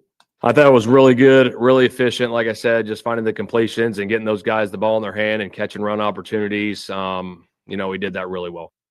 So is Indiana Jones a thing? That is Colts head coach Shane Steichen talking about what he liked about Daniel Jones's performance against the Miami Dolphins. Is this real? That Daniel Jones will be this year's version of Sam Darnold, a previous labeled draft bust that finds second life to his career? We will definitely have a better idea of that after he goes up against the Denver Broncos defense as opposed to the Miami Dolphins defense. I don't know if Daniel Jones is going to be a thing this year. I kind of doubt it. But he does some things that Cam Ward wasn't going to do on Sunday. He's not going to try and force the ball into places. He's going to know when to take a little bit off of his throws. Cam Ward was just hucking him at 100 miles an hour at his receivers. Some touch on some of those passes would have done him a lot of good. Daniel Jones, at least, is going to be able to do a little bit more of that stuff. He's not going to beat himself. And I don't know if Cam Ward really beat himself. He didn't give himself every opportunity to succeed with the lack of touch that he was on some of his passes. He overthrew some guys. Daniel Jones is a little bit more precise. Maybe that's the way I'll put it. And we're, again, keep in mind the comparison, rookie making his first ever NFL start. We're not talking about the bar being super high for Daniel Jones. But the bar is higher for Daniel Jones. And you saw a guy distribute the football throughout the receiving core, took what the defense gave him, didn't force anything. I think it's going to be incumbent upon the Broncos defense to force him into things. And I think they absolutely can. But just another wrinkle to this game that Daniel Jones is coming in looking a whole lot better than many people thought he would after week 1. Don't think Indiana Jones is a thing. Don't think that the Colts have found something into the Giants cast off, but at least we'll know for sure after week 2 going up against a defense like the Denver Broncos. And we'll just make it a clean sweep for quarterback-related stories. Here's story number 3. I actually think they have a lot of similarities, just because both move well, both realize how important, how adept, how skilled you have to be, and how strong you have to be with your hands. And like you've heard me say, throughout the course of a season, we're going to need 2 highly productive guys for us, I think, especially at that position. And but that's obviously Air Force head coach Troy Calhoun. But the question ultimately, do you need them both in one game if one doesn't get hurt? I think that Air Force needs to pick a guy here. They can play the depth chart games that they want to. Every coach does it. I get that. And I get what Troy Calhoun is saying there. Depth is important. But I think it's time with the Falcons in the Mount West schedule now, have a quarterback. You don't have to tell us, just show us on Saturday. I think it will be Josh Johnson.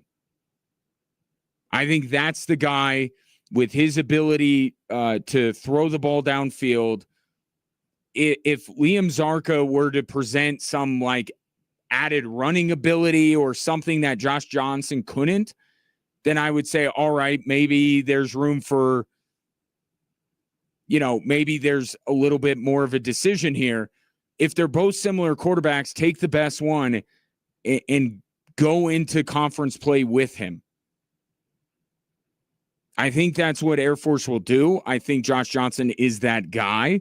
And I think it would behoove the Air Force Falcons to choose a guy and just know the other one is there if you need him. But that plays into a bigger story going on right now in college football in this state. Does anybody know who their quarterback is? This is week 3, and there are questions around Air Force's quarterbacking situation, Colorado State's quarterbacking situation, and, of course, Colorado's. CU, you probably know about, right? Ryan Staub considered or reported as the starter. Already Deion Sanders pulling the ripcord and potentially starting quarterback 3, QB 3 against the Houston Cougars. But CSU is new because Jay Norvell today said that he's got a little quarterback competition on his hands, which isn't something to brag about, nor was Jay Norvell bragging about it. You don't want a quarterback competition. You don't want to open up a quarterback competition in week 3. But that's what Jay Norvell says they have. Jackson Brousseau, the backup to Braden Fowler-Nicolosi, is now openly competing for the starting job in the middle, not even in the middle of the season, week 3. We're already here in week 3.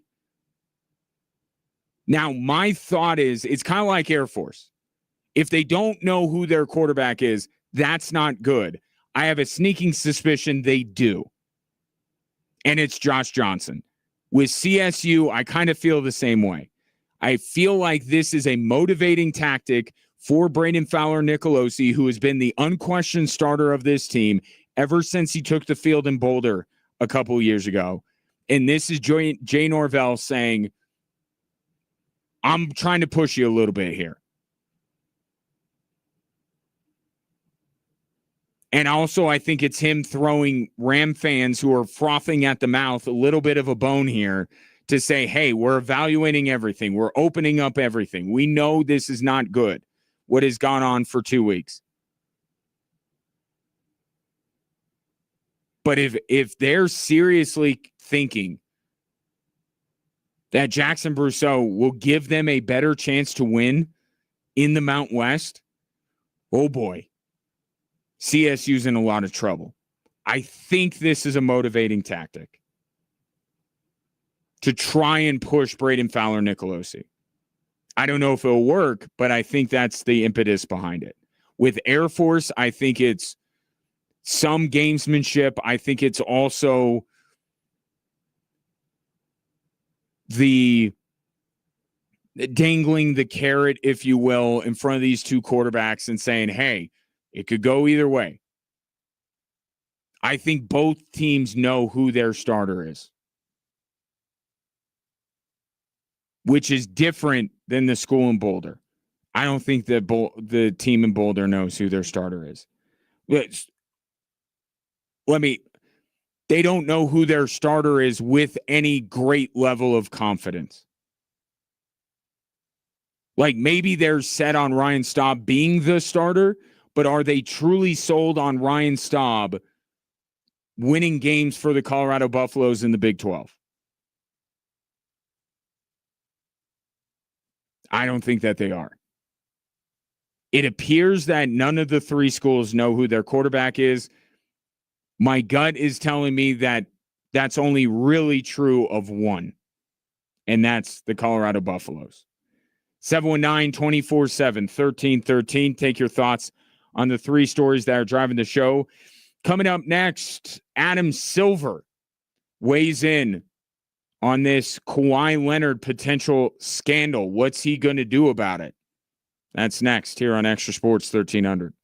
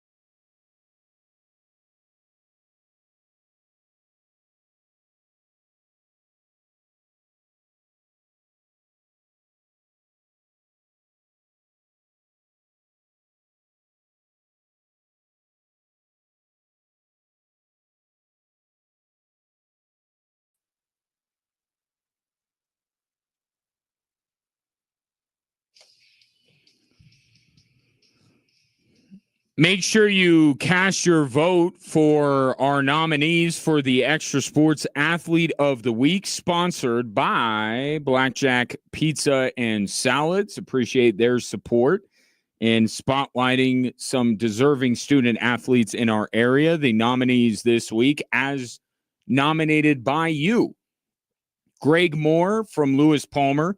He had a day on the ground. Donna Paula Martinez from the Mesa Ridge softball team. Luke McAllister plays soccer for Cheyenne Mountain, and Morgan Holloman is a terrific hitter for the Pine Creek volleyball team. Those are your nominees. You could cast your vote at extrasports1300.com, and we will exhaust every avenue to be able to get our Athlete of the Week on the show on Friday. And while you're there voting, feel free to nominate a deserving student athlete to perhaps be up for your vote next week. That is the Extra Sports Athlete of the Week, sponsored by Blackjack Pizza and Salads. Couple of texts in here. This one from Richie. Eagles and Chiefs is a battle of the wicked witches. Unfortunately, we're not going to get a house drop on one of them or a bucket of water thrown on them in the same game. Someone has to win. Although there is a tie, is that an okay result to you, Richie? Are we really? We're not to the point that, like, with all due respect, the Chiefs are the wicked witch. Like, the Chiefs are the villain in this story, right? Come on. Even I can acknowledge that. As much as I love that football team with every fiber of my being, they are the villains. And around these parts, I think an Eagles win would be much more satisfying than the other way around. But maybe it is one of those games. What's the saying? I'm rooting for the meteor, like defending champions and the Chiefs. Could be that way. I think it'll be a good game, at least on Sunday. And again, I said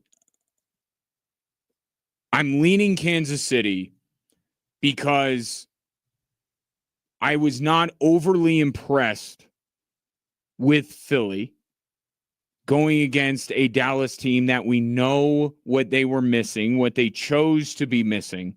And that was the one thing that if they would have had, if they have Micah Parsons, I think they win that game. The Dallas Cowboys. I do.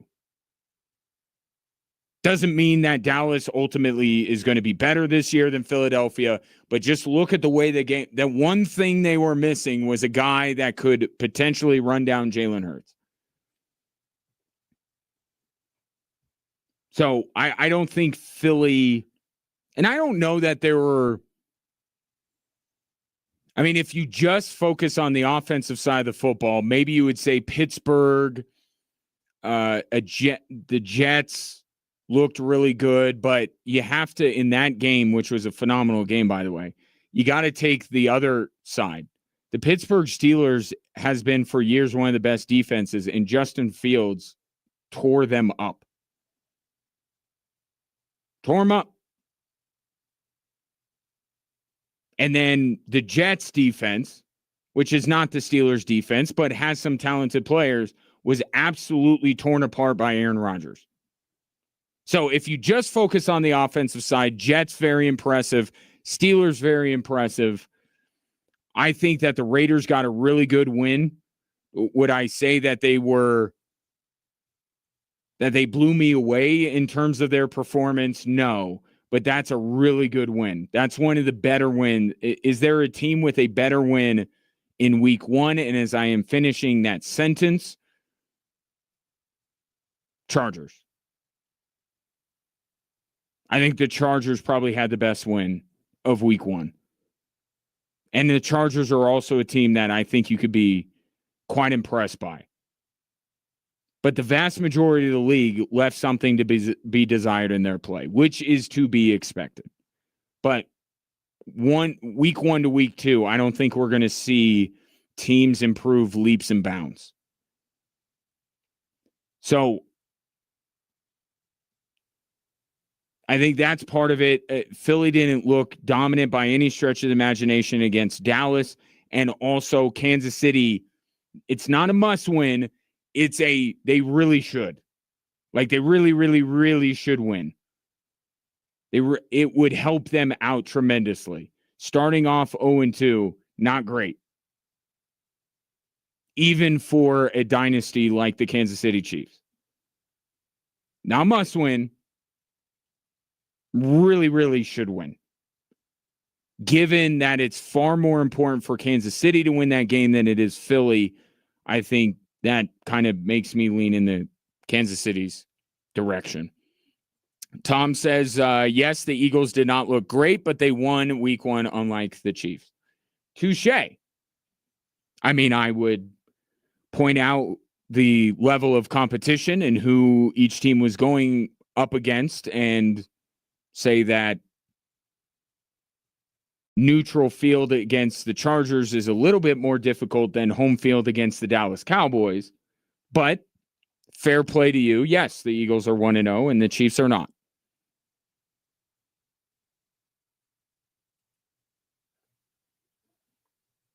Let it all out. I'm here for it. I know that's part of the gig. I just appreciate you guys talking to me. I do. Like, you don't think that, he doesn't want me to rip on the Chief. No, go ahead. Go ahead. I just appreciate the interaction. I really do. Adam Silver spoke today about this Kawhi Leonard situation, which is the reporting by Pablo Torre saying that Kawhi Leonard got a no-show job, an influencer gig, because apparently influencer is a job now. It is the year 2025, but he got paid a lot of money to do nothing, which you could argue that is kind of what an influencer is, gets paid money to do nothing. And that is not totally unfair, but Kawhi Leonard really did nothing.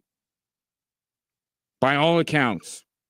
Didn't do a video, didn't appear in commercial. I mean, at least he's in the New Balance commercials. Where's the aspiration commercial? Where's the social media post? Couldn't find it. So it appears that it is a no-show gig that Kawhi Leonard got, and the dots that are being connected is that this was the Clippers' way to circumvent the salary cap and to give Kawhi Leonard more money than they were able to offer to secure his services and retain his services as a member of the Clippers. NBA has launched an investigation. The big quote today from Adam Silver is that the burden of proof, help me out if you're a lawyer, am I using this right? The burden of proof is on the NBA. The NBA must find evidence, hard evidence, that the Clippers did this, that the Clippers knew about this. And I think it's a good way to, in general, to operate like our legal system does. Innocent till proven guilty, both in the court of public opinion and in sports leagues. I think it's a good way to go. However, the NBA doesn't have to follow that. They don't have to. But that's the way they're going. I still leave open the very real possibility that this is another Shohei Ohtani incident. That this is Steve Ballmer legitimately not knowing what was going on and legitimately not knowing something that he absolutely should have known. The idea that he had no idea what was going on with the face of his franchise. Like, the ignorance is not an excuse, except in this case it is. Because if he was ignorant about it, then the Clippers are not circumventing the salary cap. This has to be a willful circumvention, not an accidental one. I read all of this stuff and I hear all the reporting for Pablo Torre. I'm like, how did Steve Ballmer not know? How is this not connected to the Clippers? How is this not cap circumvention? And then I remember what I thought about Shohei Ohtani. How could Shohei Ohtani not know that so much money was being taken from his personal bank account? But yet, that's what the investigation concluded.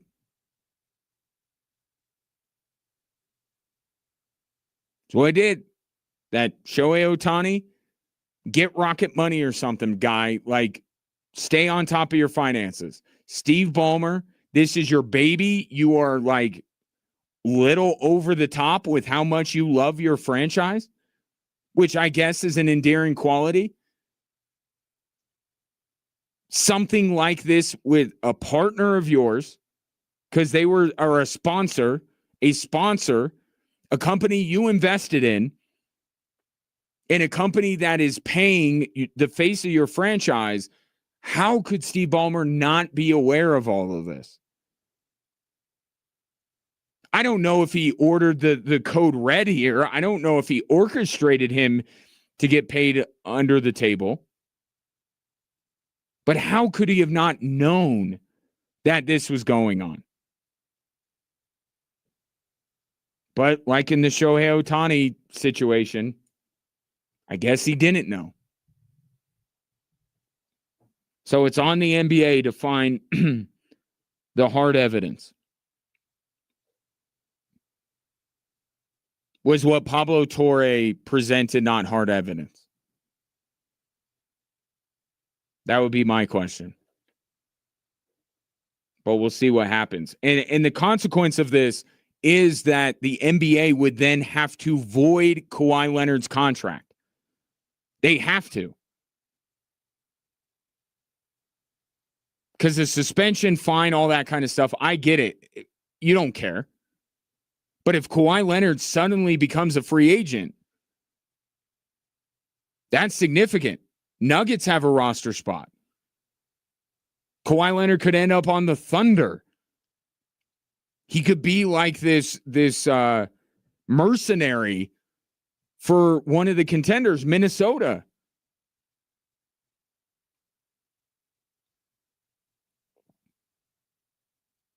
A fine losing draft picks, you don't care. It's the Clippers. They're irrelevant. I get it.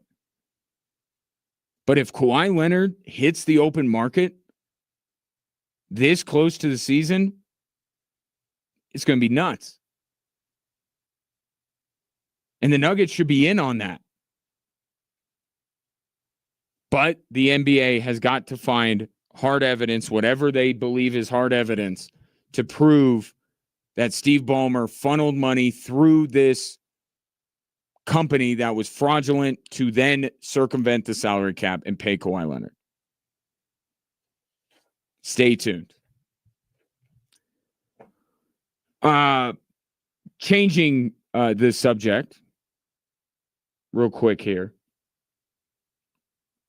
You know, I've been telling you guys about Synergenics Low T Center for a while now. I just wanted to tell you about it again because the work that they're doing, I've talked to people who it's really helped. And if you're getting a little bit older, if you're feeling a little bit run down, maybe you're a little bit moodier than normal, not as much fun to be around, those could all be signs of low testosterone. And at Synergenics and Low T Center, they make it easy to get checked. That's really all I'm doing is just saying, hey, you should go get checked. It's a simple blood test you do in the clinic, 15, 20 minutes. You know whether it is low T that's causing some of these changes with you. And then if that's the case, know that you're in the best place to get the best care possible. And you could kind of customize your treatment as well in terms of you want to go in the clinic or you want to do it at home. You can do either. Just let them know. They're very accommodating. I mean, really, what are you waiting for? Just imagine.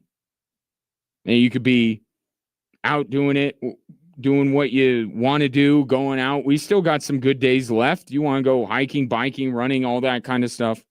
This could help. Restore your energy. Get on with the rest of your life. Book your appointment now at fixmylowt.com, and you'll be wishing you did it sooner.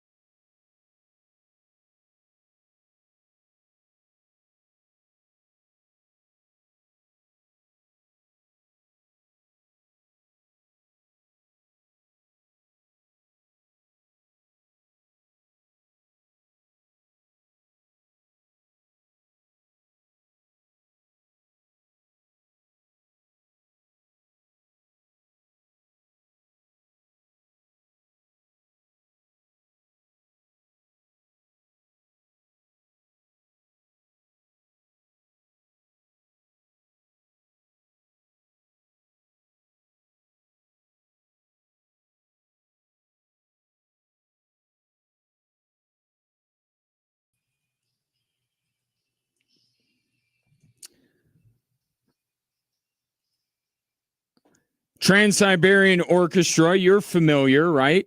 They're returning to Colorado Springs on November 16th for 2 shows, 2:30 and 7:30. If you want to already block off the times on your calendar, they'll be at the Broadmoor World Arena. Tickets go on sale Friday morning, 10 a.m., axs.com, or in person at the Pikes Peak Center box office. Got a couple minutes left in the show. How do you defend an indefensible position? It's difficult, right? Maybe you might think that I am defending an indefensible position, that I think that the Chiefs are going to beat the Eagles on Sunday. I would say it's not an indefensible position. Certainly not compared to the cost to watch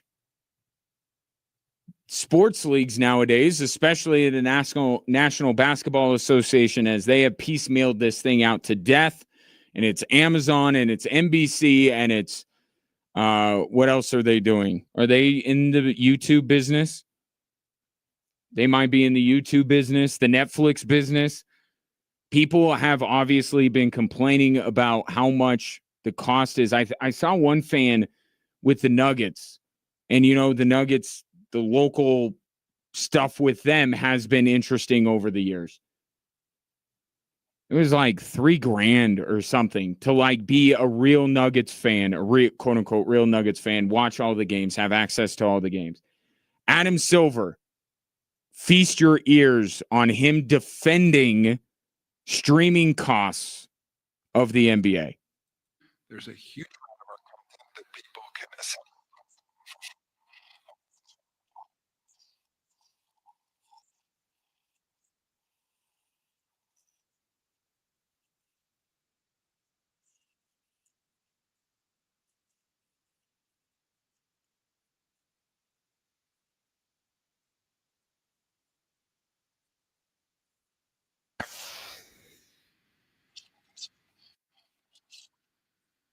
Wow.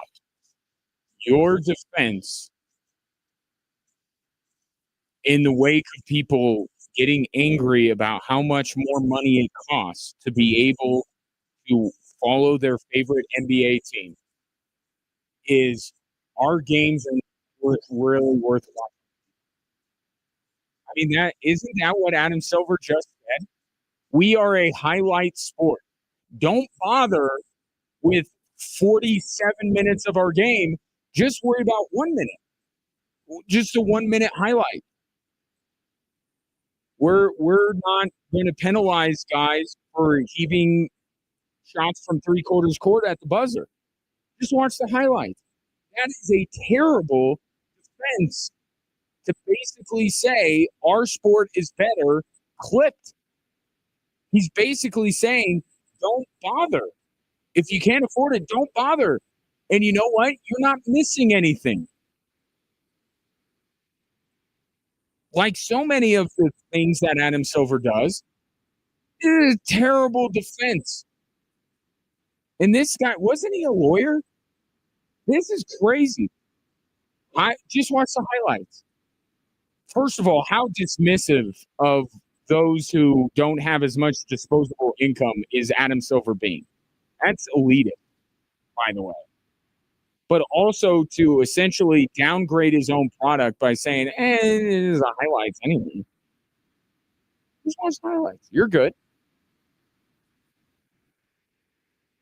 And you wonder why. I know the NFL is king because of the NFL more than anything else, but it's not like anybody does themselves any favors to try and catch the NFL. Here's the fact of the matter. The NBA, the sense you got from Adam Silver is the correct one. He doesn't care. You know why? Because right now there's a basketball tournament going on in Europe. And if you've seen those crowds, if you've heard of the attention that Eurobasket is getting,